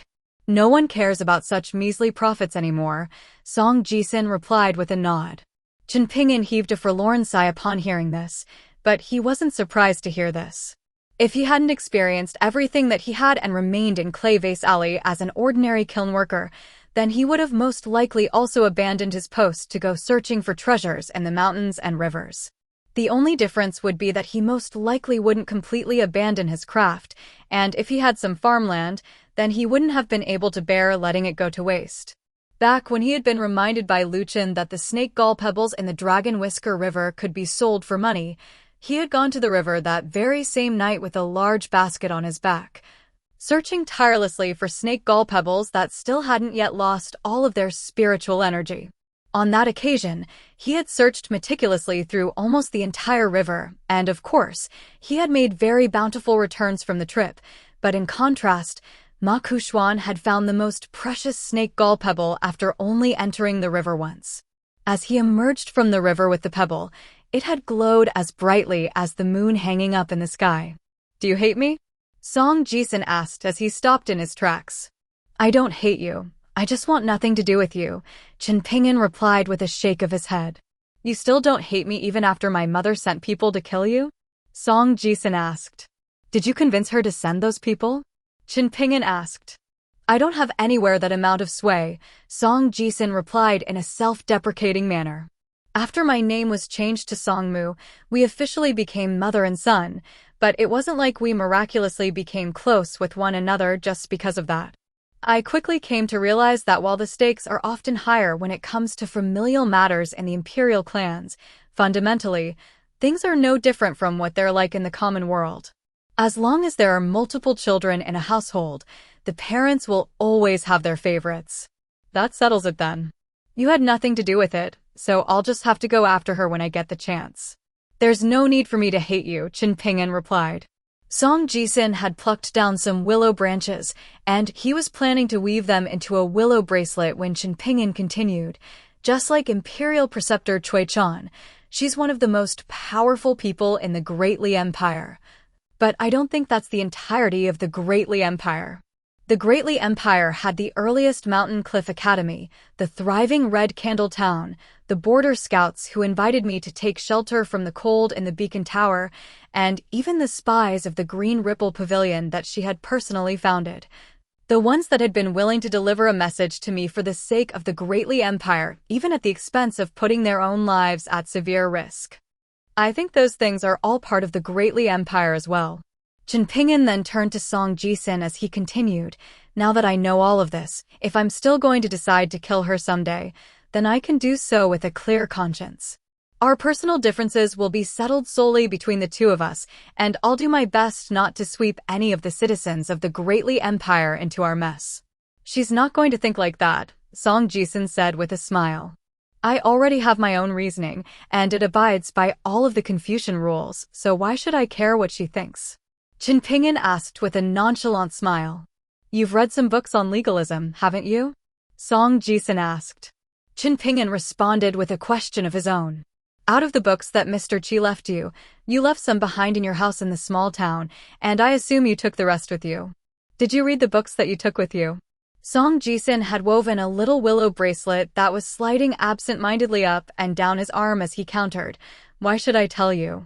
Chen Ping'an didn't really care to know the answer to his question anyway, so he changed the subject and asked, Why have you come to the Great Sui Nation?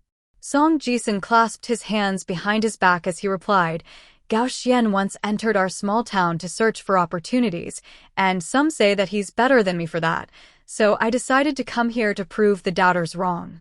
That's completely incomparable. Chen Ping'an chuckled. You've come to the Great Sui Nation to show off, while at the time, Gao Xian had ventured deep into enemy territory in a display of great courage. Right now, Gao Xian is serving as a glorified hostage in Forestier Academy. Are you going to do the same? Song Jisun couldn't help but burst into laughter upon hearing this. Chen Ping'an, you've matured so much since we were neighbors. Could it be that you learned from me? Quit flattering yourself, Chen Ping'an scoffed. Song Jisun crouched down to pick up a rock, then threw it into the lake as he asked, Can I ask you a favor? No, Chen Ping'an replied without any hesitation. Song Jisun turned to him with a pitiable look as he asked, Why? Think about it, Chen Ping'an. How have I ever wronged you outside of that time I tricked you into becoming an apprentice at the Dragon Kiln? You clearly don't like me, and I don't like you either, so why pretend like we're friends?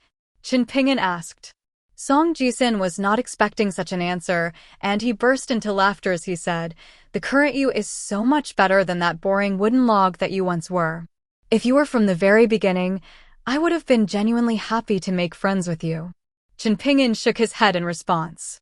You know very well that there's no way the two of us can become friends. We should just be content not to be enemies. Song Jisun removed the willow bracelet and tossed it into the lake, then picked up a rock and attempted to throw it into the center of the bracelet as he said, The mountain god temple on Downtrodden Mountain isn't doing so well at the moment. Weibo harbors a great deal of animosity toward the current mountain god. I wanted to ask you to put in a good word for me with Weibo. I'm not hoping that Weibo will come around to the point that he'll begin actively rooting for the mountain god temple.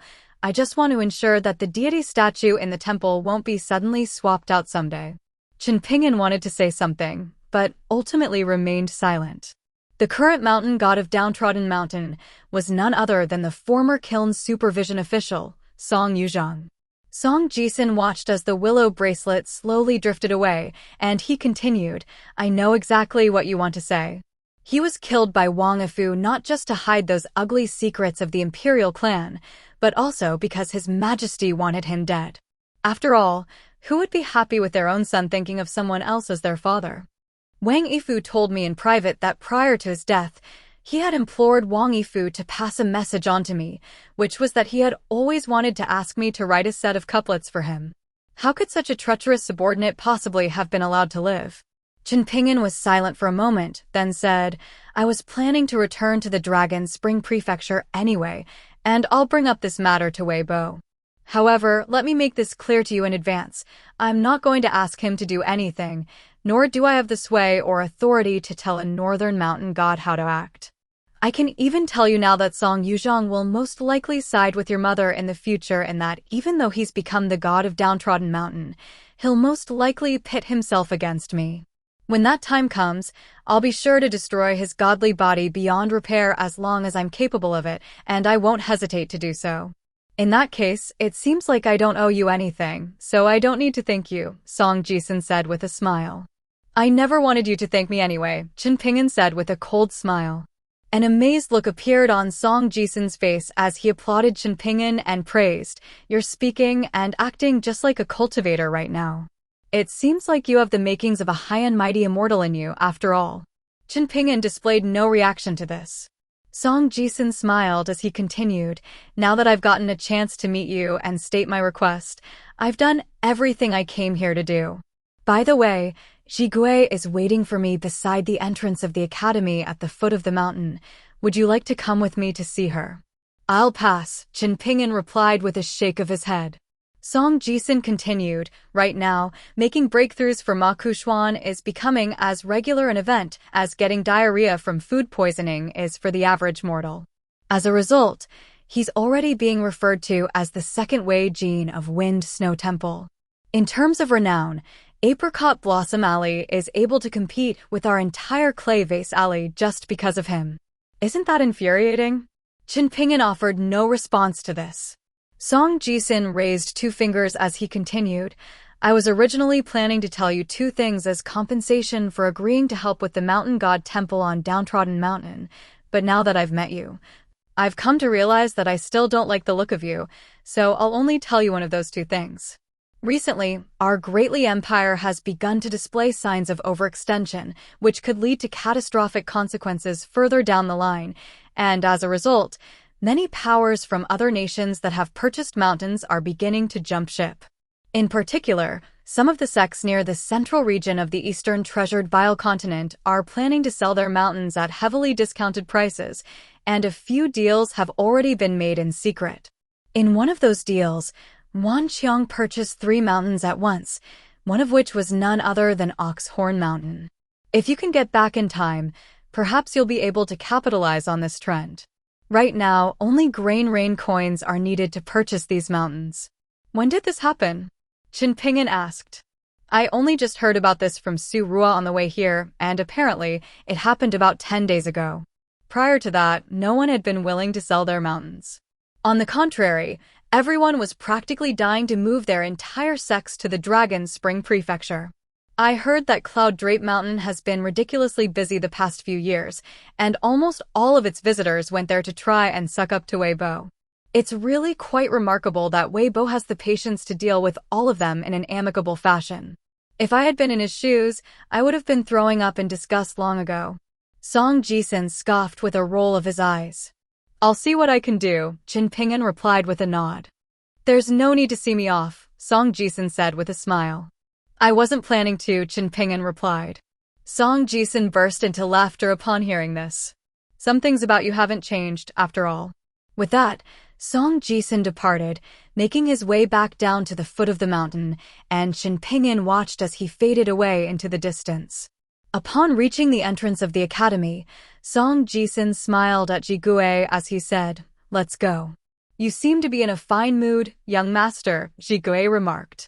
I'm very happy to see that Chen Ping'an is doing really well for himself, Song Jisun replied with a wide smile. I see, Jigui said.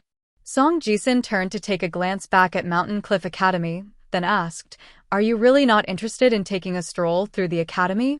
If you want, I can accompany you. I'm not interested, Jigui replied with a shake of her head. Song Jisun heaved a forlorn sigh, then asked, Do you think both of the imperial preceptors will side with my brother? An amused smile appeared on Jigui's face as she replied, You've already asked me that question many times, young master. A resigned look appeared on Song Jisun's face as he sighed, That's because I'm really not confident. My uncle isn't willing to tell me anything, and the 2 imperial preceptors are so mysterious. Right now, I have 0 foundation in the capital city. I'm even more impoverished than Chen Ping'an was back on Clay Vase Alley. At the very least, he had an ancestral residence there, while I have nothing. Out of all of the people that matter, no one is willing to bet on me unless they champion a high-risk, high-reward philosophy. You still have me, young master, Jigui consoled. Song Jisun smiled as he raised his hands up high, with the backs of his hands facing the heavens, while his palms were facing down at himself. In any case, I'm just a puppet that they can manipulate as they please. Even Chen Ping'an has been able to enjoy a meteoric rise. Why can't I do the same? Jigui was still in her maidservant attire, but her clothes were a little fancier than back when she was living on Clay Vase Alley. Her figure was becoming more alluring by the day, and she smiled as she said, Isn't it a little bit degrading to be comparing yourself to him? Song Jisun struck the palm of his own hand with his fist as he praised, "Now that makes me feel much better about myself." The commencement of the Thousand Elders banquet was imminent, but the atmosphere in the capital city of the Great Sui nation was a little peculiar. Feng had taken leave with the Ministry of Astronomy, but he was nowhere to be seen in the Kai Manor. For some unknown reason, the Nuzhuang Yuan, Jian Lai, hadn't been seen at the Imperial Hanlin Academy for a very long time. It was said that Vice Commander Song Shan of the Infantry Commander's office had paid a visit to the Ministry of Justice. All types of rumors were running rampant in the imperial court and among the common folk. One day, late at night, the Great Sui nation's Minister of Rights, who was also serving as the Mountain Master of Mountain Cliff Academy, had paid a visit to Assistant Mountain Master Mao Xiaodong. The location for their meeting wasn't Mao Xiaodong's study. Instead, it was the scholarly Master Hall, where 3 Confucian sages were being worshipped. Mao Xiaodong didn't speak to Chen Ping'an about this matter in detail, but a little past midnight, he had departed from the academy with Chen Ping'an to pay a visit to the Confucian temple in the capital city. Compared with their first visit, he had asked for even more from the Confucian temple, and he was able to leave with many ceremonial artifacts that contained scholarly fortune. After returning to Eastern Splendor Mountain, Mao Xiaodong led Chen Ping'an to the mountain summit, then pulled out that jade tablet to preside over the academy as its sage. Chen Ping'an pulled out over 30 of the natural treasures that Mao Xiaodong helped him prepare, and the final 2 items had also arrived, namely a 1,000-year-old water ox horn and a saber that had been used by a martial sage.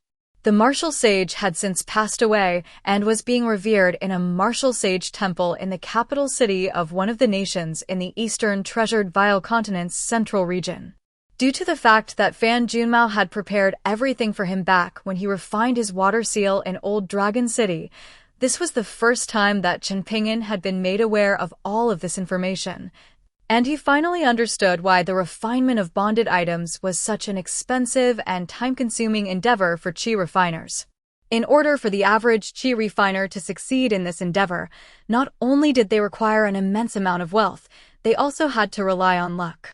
If luck were against them, or they were missing a vital item, then that would result in progress in the refinement process completely stalling.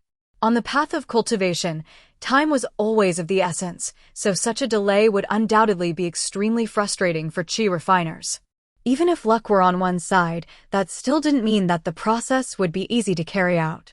As an example, once one found a suitable item for refinement, the next step would be to create a list of all of the auxiliary items required for the refinement process. However, even if they could encounter all of these items, how were they going to make those items their own? Itinerant cultivators mostly relied on taking things from others by force. In order to justify their actions, they would often say that the fact that they were able to claim those items for themselves meant that the heavens wanted them to have those items in the first place. As for established immortals, they would mostly acquire those items through purchases or by asking favors of others, borrowing immortal currency to fund their purchases, or exchange for items with other items.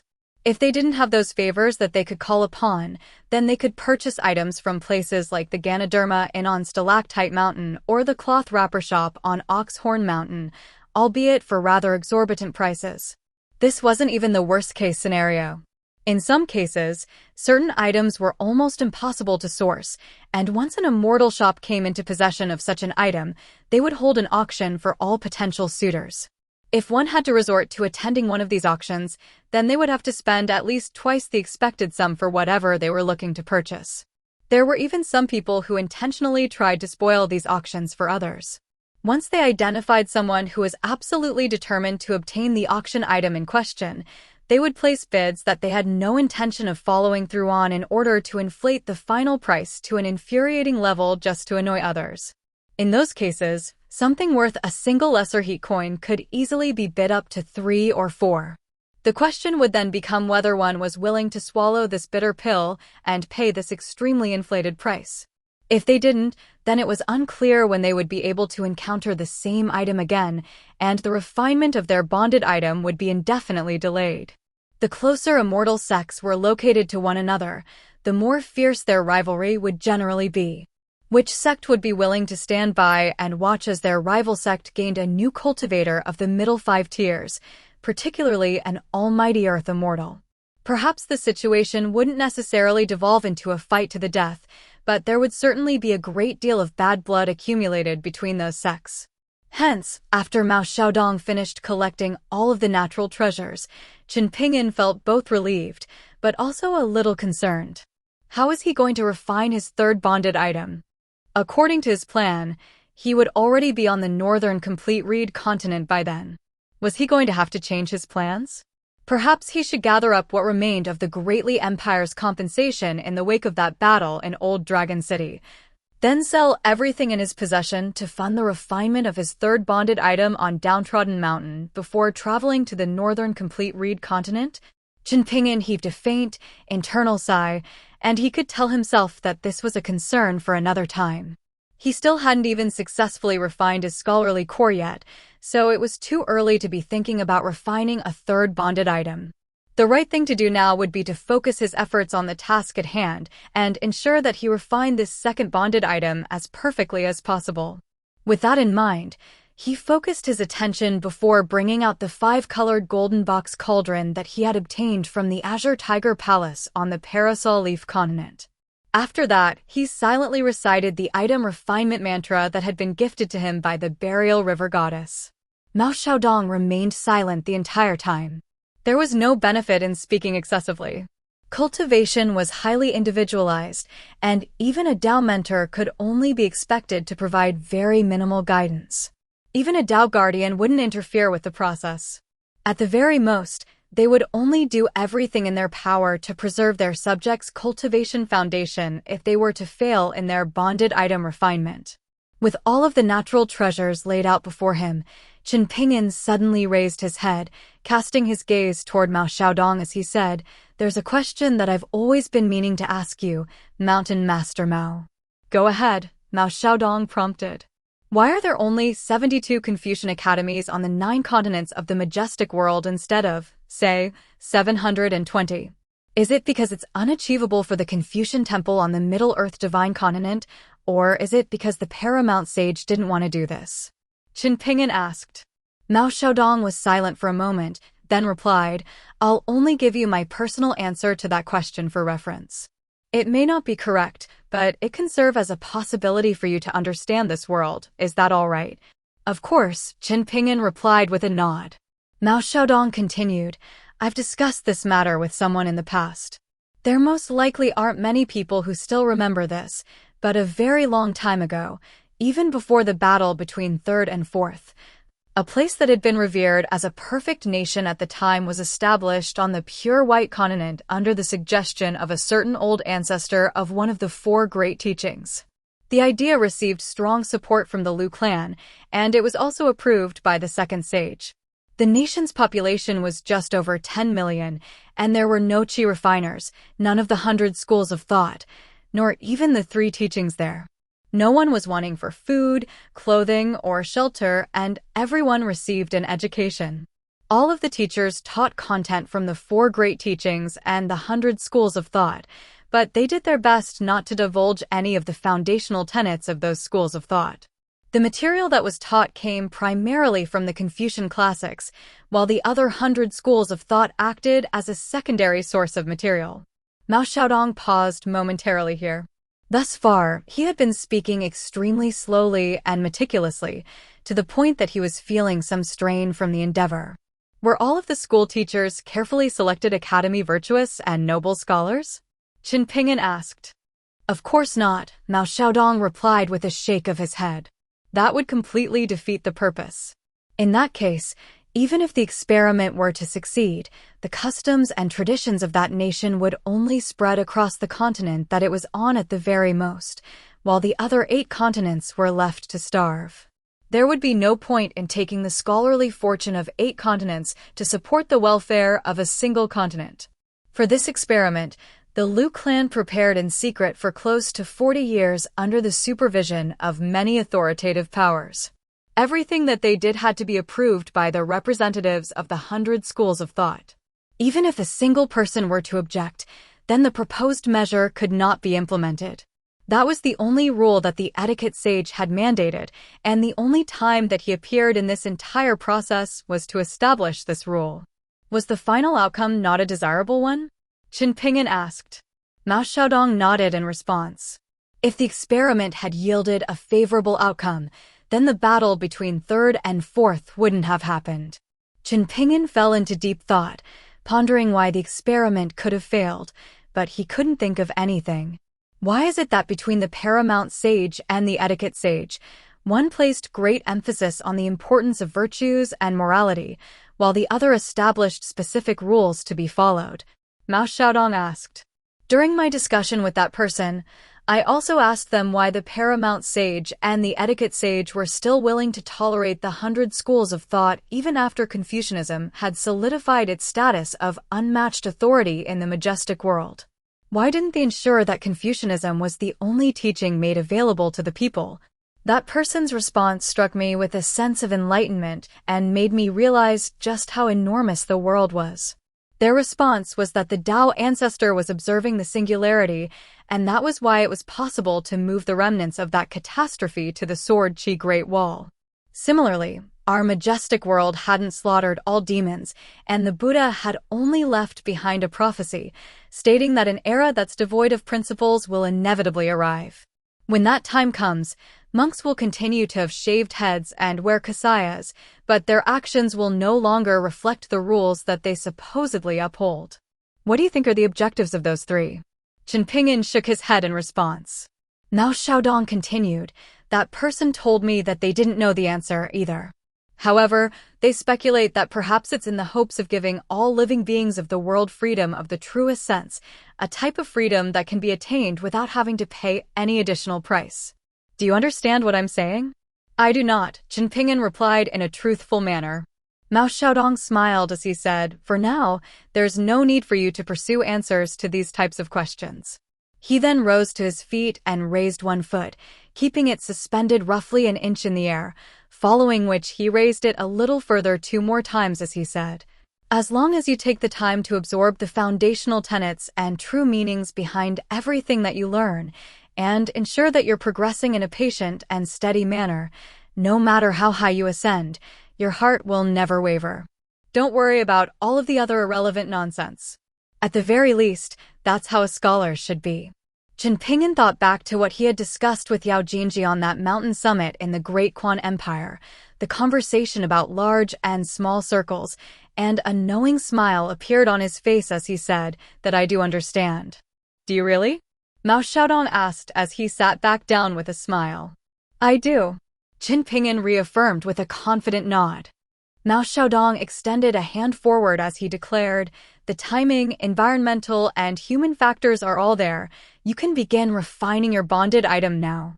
Qin Ping'an closed his eyes before taking a deep breath, while the golden scholarly core hovered peacefully in midair before him. As usual, Qin Ping'an didn't rush to ignite the flame with his martial artist true qi. Instead, he began reminiscing about that event that had taken place in his ancestral residence on Clay Vase Alley during his youth. The second day of the second month on the lunar calendar was said to be the day that the dragon raised its head, also known as the Long Tata Festival. That was roughly the starting point of Qin Ping'an's journey. Back then, he was still yet to encounter many people, but he had since encountered all of those people one after another. He didn't find his fist technique practice tiresome, and he found reading books to be every bit worth the time and effort. Upholding a philosophy of speaking sense and reason to others wasn't always the most satisfying thing, but it allowed him to maintain a clear conscience with no regrets. I really have come a long way, haven't I? Looks like Ning Yao was right to have chosen me. Rein yourself in. You're getting too carried away. Mao Xiaodong scolded in a stern manner, and he was so incensed that he almost swatted Qin Ping'an on the head with his ruler. Even if you have a girl that you like, you should only think about her after you've successfully refined your bonded item. When that time comes, you can think about her as much as you want, but for now, you need to keep your priorities in check. A sheepish look appeared on Qin Ping'an's face as he hurriedly refocused his attention on the task at hand. While Mao Xiaodong and Qin Ping'an were seated across from one another on the summit of Eastern Splendor Mountain, Dong Jing was also seated across from Lin Shuyi elsewhere in the academy. Heaven and earth had fallen stagnant, and the flow of time was beginning to display signs of materializing. Dong Jing's brows furrowed slightly as he could see that Lin Shi's spark of inspiration was about to subside. He swept a sleeve through the air to create a small world, but that was clearly quite a strenuous task for him. "Don't get distracted," Dong Jing warned in a stern voice. Just like when it comes to reading books, being able to completely immerse yourself in profound, sagely texts is a good trait to possess, but being able to pull yourself out of that state of immersion is even more impressive. Otherwise, you'll remain a pedantic bookworm for the rest of your life, and you'll never be able to resonate with your sagely predecessors. Lin Shi nodded in response. "Don't try to rush things," Dong Jing continued. "Strive to open up 2 more bonded acupoints, but don't try to rush in making a breakthrough. When it comes to cultivation for followers of Confucianism like ourselves, one's cultivation aptitude isn't the most important thing. Confucianism is already the dominant teaching in the majestic world, so cultivation for Confucianists ultimately boils down to the accrual of knowledge. Let me ask you this, Lin Shui. Why is it that even though there are so many people in the world who are well-versed with the principles espoused in books, they often still lack a sense of direction and can even go astray? They don't understand the foundations of the principles that they read, so they naturally don't know how to apply those principles in practice," Lin Shi replied. "For such people, even the most profound teachings will be wasted on them, and all they'll do is turn around to bite the hand that fed them, complaining about how terrible and incorrect those teachings are." "That's only half correct," Dong Jing said. "In reality, many sagely principles were never designed to hold much tangible substance. Instead, they merely aim to provide the reader with a safe harbor in which their hearts can take refuge." Let's discuss one particular sagely quote here. Lin Shui immediately sat up straighter as he prepared for the discussion ahead. "A sage once said that a man is not a tool." What is the meaning of this? How is this interpreted by the school of rites? How is it interpreted by the pure Confucian Qin clan? How is it interpreted by Swan Lake Academy? How is it interpreted by the Tongcheng school of the Azure Phoenix Nation? And how do you interpret it? Lin Shui was very confident, and he was just about to answer this string of questions when he suddenly noticed that Dong Jing was looking out the window, seemingly very distracted all of a sudden. Lin Shui hesitated momentarily, but he could tell that Dong Jing had no intention of turning his gaze away from the window, so he turned to look out the same window as well. As a result, he spotted a head hanging outside the window. "Cui Dongshan, what are you doing?" Dong Jing yelled in a furious voice. An innocent look appeared on Cui Dongshan's face as he replied, "I was worried that Lin Shui would raise some questions that you wouldn't be able to answer, and that would be really awkward for you, so I'm here to help you if required. Get out of here." Dong Jing yelled as he pointed a stern finger. The matter of Dao mentorship was one of great importance, so Dong Jing was naturally furious that the session had been interrupted by a pesky rat. Cui Dongshan was grabbing onto the windowsill with both hands, and his feet were levitating above the ground as he asked, "Will you beat me if I don't go?" Dong Jing took a moment to compose himself, and he was just about to threaten Cui Dongshan by bringing up Mao Xiaodong, but Cui Dongshan had already released the windowsill and vanished out of sight. Dong Jing gave a cold harumph, yet right as he was about to turn his gaze back to Lin Shui, Cui Dongshan jumped up to reappear at the window as he chortled, "I'm back." "Cui Dongshan, are you not ashamed to be doing something so childish as a nascent-tier cultivator?" Dong Jing yelled. "How else am I going to stave off this crushing boredom?" Cui Dongshan countered in a justified manner. "Are you trying to pick a fight?" Dong Jing exclaimed as he sprang to his feet. "A gentleman settles conflicts with words, not actions," Cui Dongshan replied with a shake of his head. Dong Jing began storming toward the window in a fit of rage. Very few cultivators of lightning techniques were mild-mannered individuals, and Dong Jing was no exception.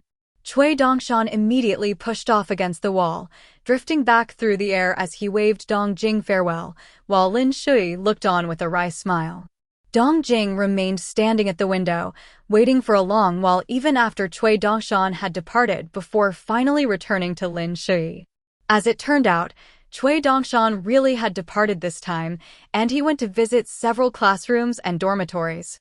He caught Li Huai sleeping during one of his lessons, and he woke the little brat up with a few firm flicks to the forehead. He then stopped the flow of time and sat down onto a table in front of a young woman from a wealthy clan in the Great Sui Nation, then arranged her hair into a style that he felt like was more suitable for her. After that, he went to spy on a beautiful young woman who was sitting in her dormitory, reading through a romantic novel in secret, and he picked up a brush and some ink before blotting out the most spectacular and raunchy parts of the story. It was abundantly clear that Cui Dongshan really was extremely bored. After wandering around aimlessly for a while, Cui Dongshan took a glance at the scenery on the summit of Eastern Splendor Mountain, then returned to his own courtyard, where he laid down to sleep on the bamboo walkway. Shi Ro was able to move around freely, while Xia was struggling to move, even after the final dragon-restricting nail had been removed from her body. However, she was still able to sit on the steps and experience the profound intricacies of the River of Time.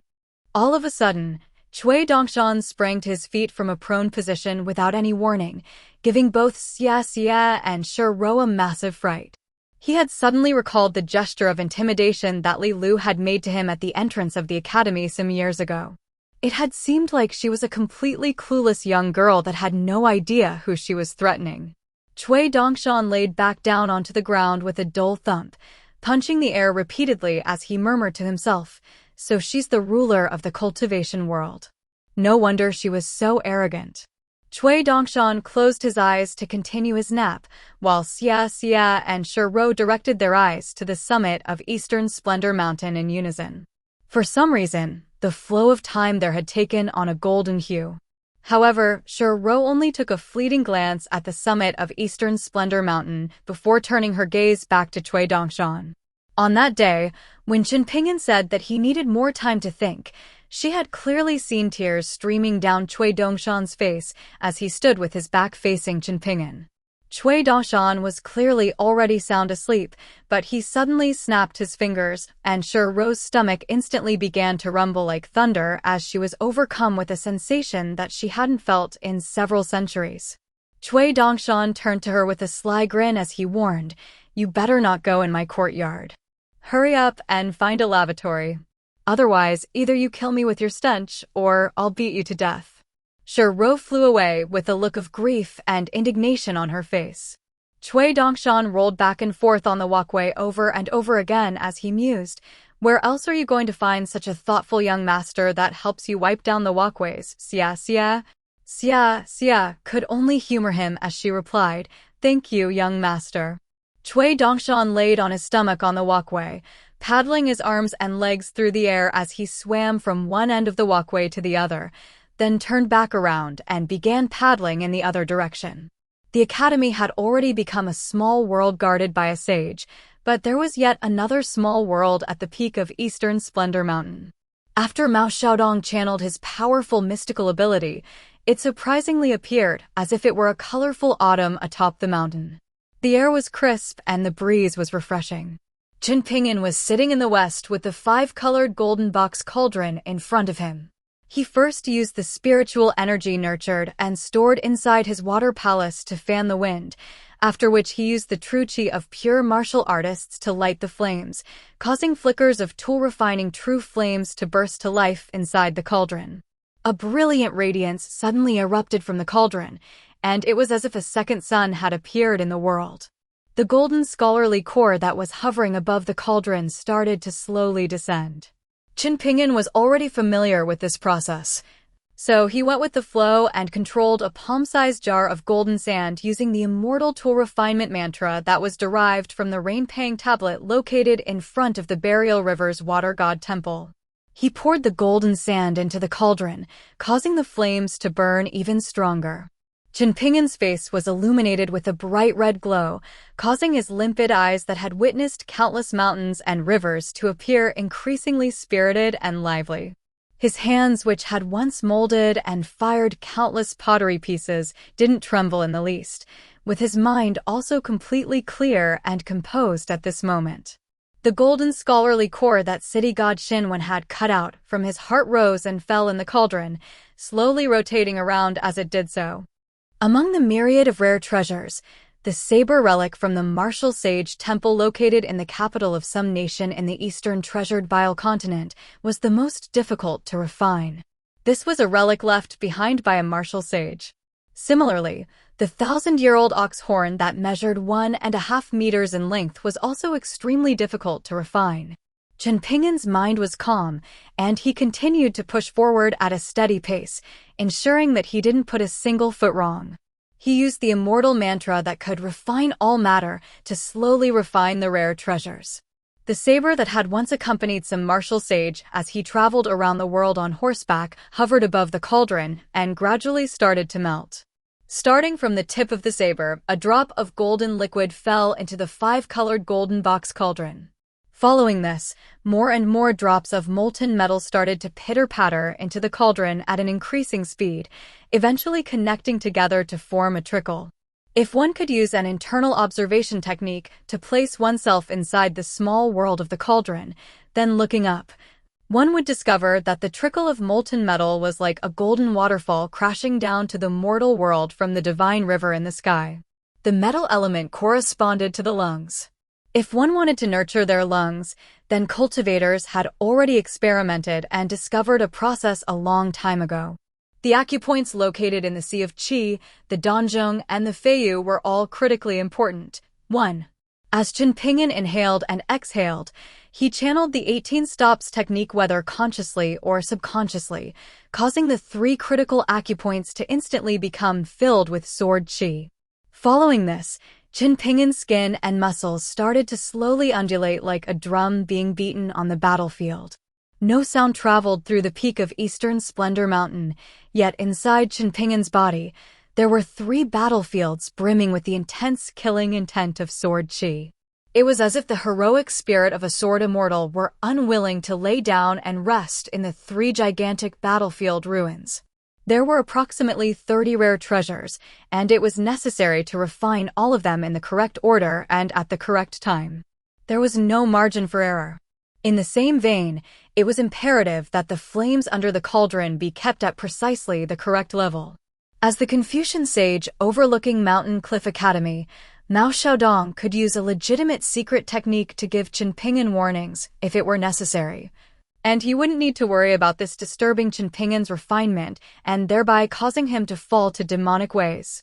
However, Chen Ping'an didn't give him an opportunity to use this secret technique. He remained completely focused the entire time, with not a single stray thought in his mind. Using the immortal mantra, he refined the rare treasures one by one and transformed them from physical matters into illusory matters. At the same time, he also channeled the spiritual energy in his water palace and his continually replenishing true qi to carefully control the flames under the cauldron. And he also used the 18 stops technique to strengthen the battle aura of his 3 critical acupoints. Refining this golden scholarly core pertained to the cultivation of Confucian cultivators, so there was an extra layer of immense difficulty compared to ordinary qi refiners refining ordinary bonded items.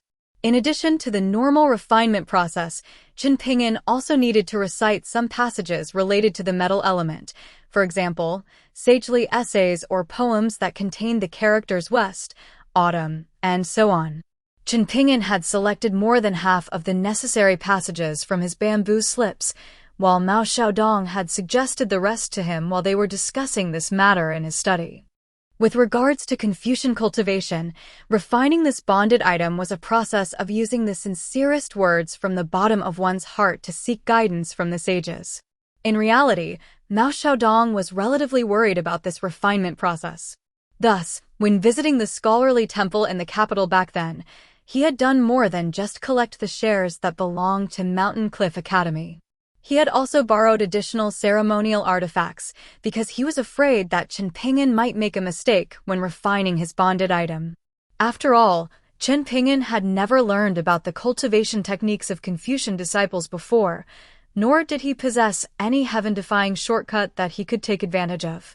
He could only use the brimming scholarly fortune contained inside the ceremonial artifacts from the scholarly temple to make up for his shortcomings and forcefully fight his way through this barrier. Fortunately, Chen Ping'an performed better than Mao Xiaodong had expected. This also proved that Chen Ping'an had indeed understood and internalized the knowledge from the books. He had approved of the knowledge, and the knowledge had also accepted him, so this knowledge had therefore become the foundation of his cultivation.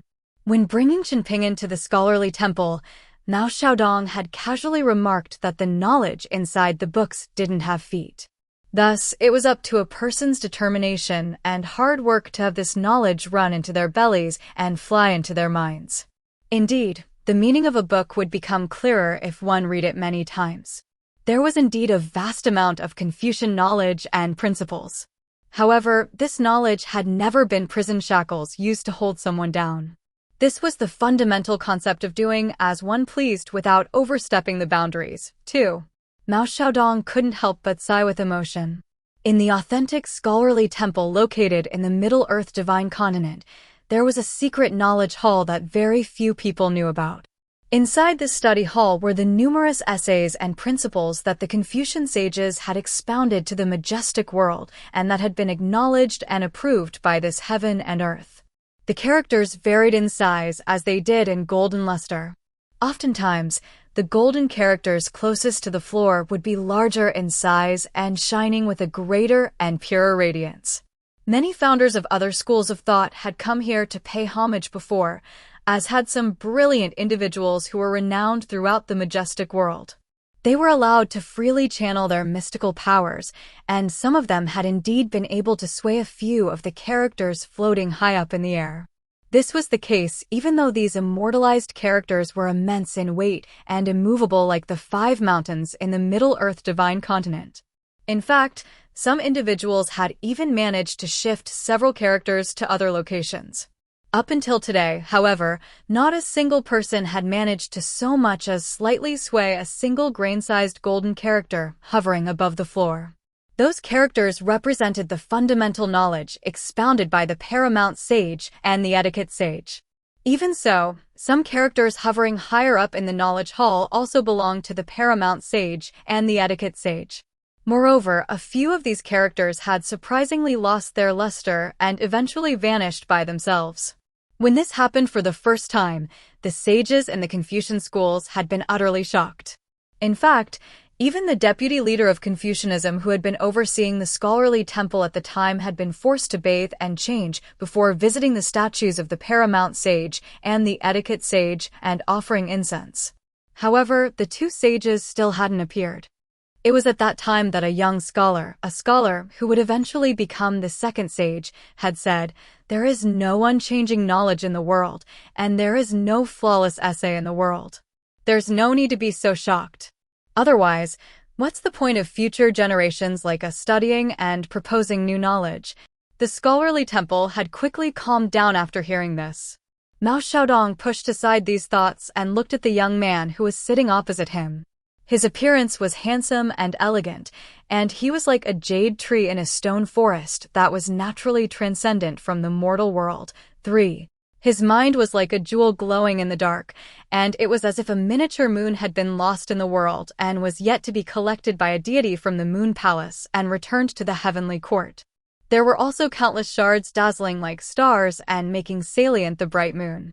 To have a junior brother.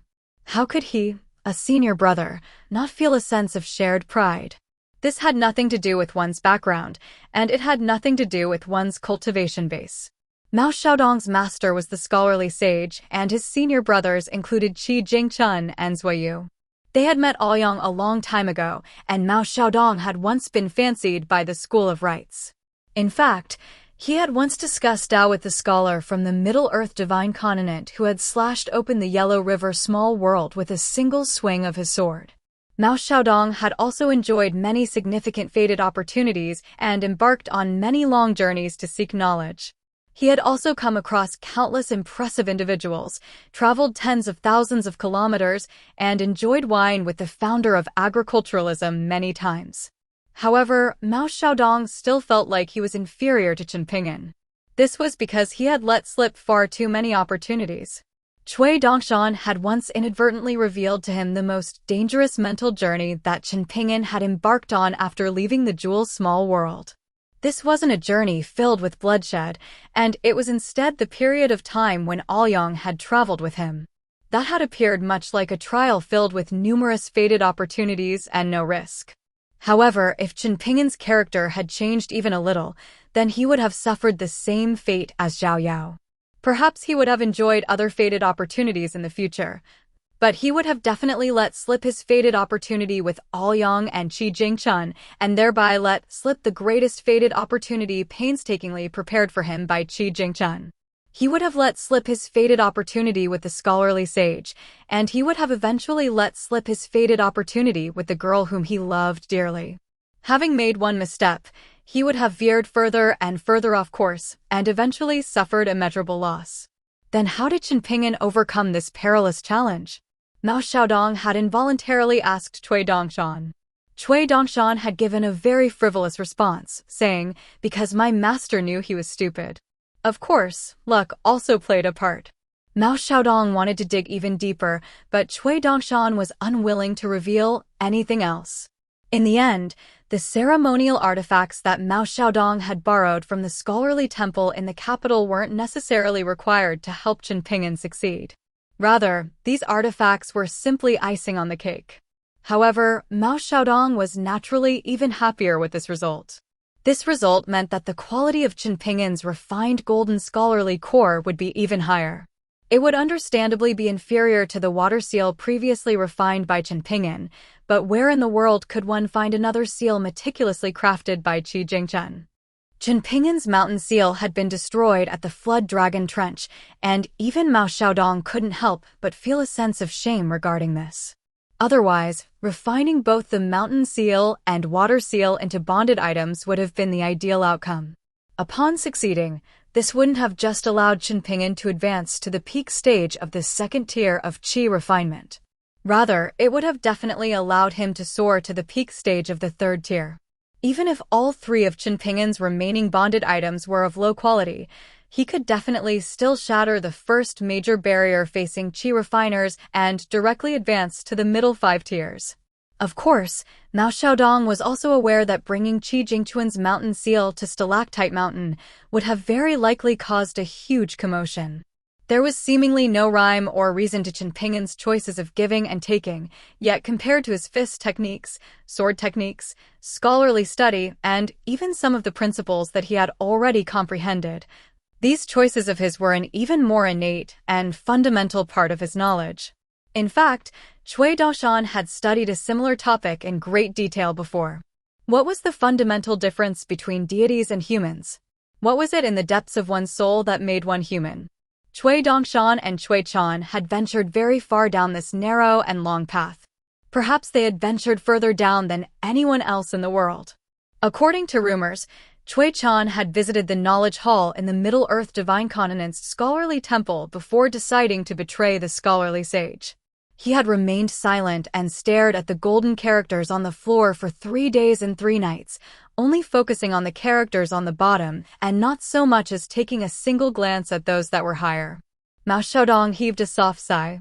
No matter what, managing to successfully refine this golden scholarly core into a bonded item was already an extraordinary fated opportunity. One couldn't seek perfection for everything, and one shouldn't harbor unachievable ambitions.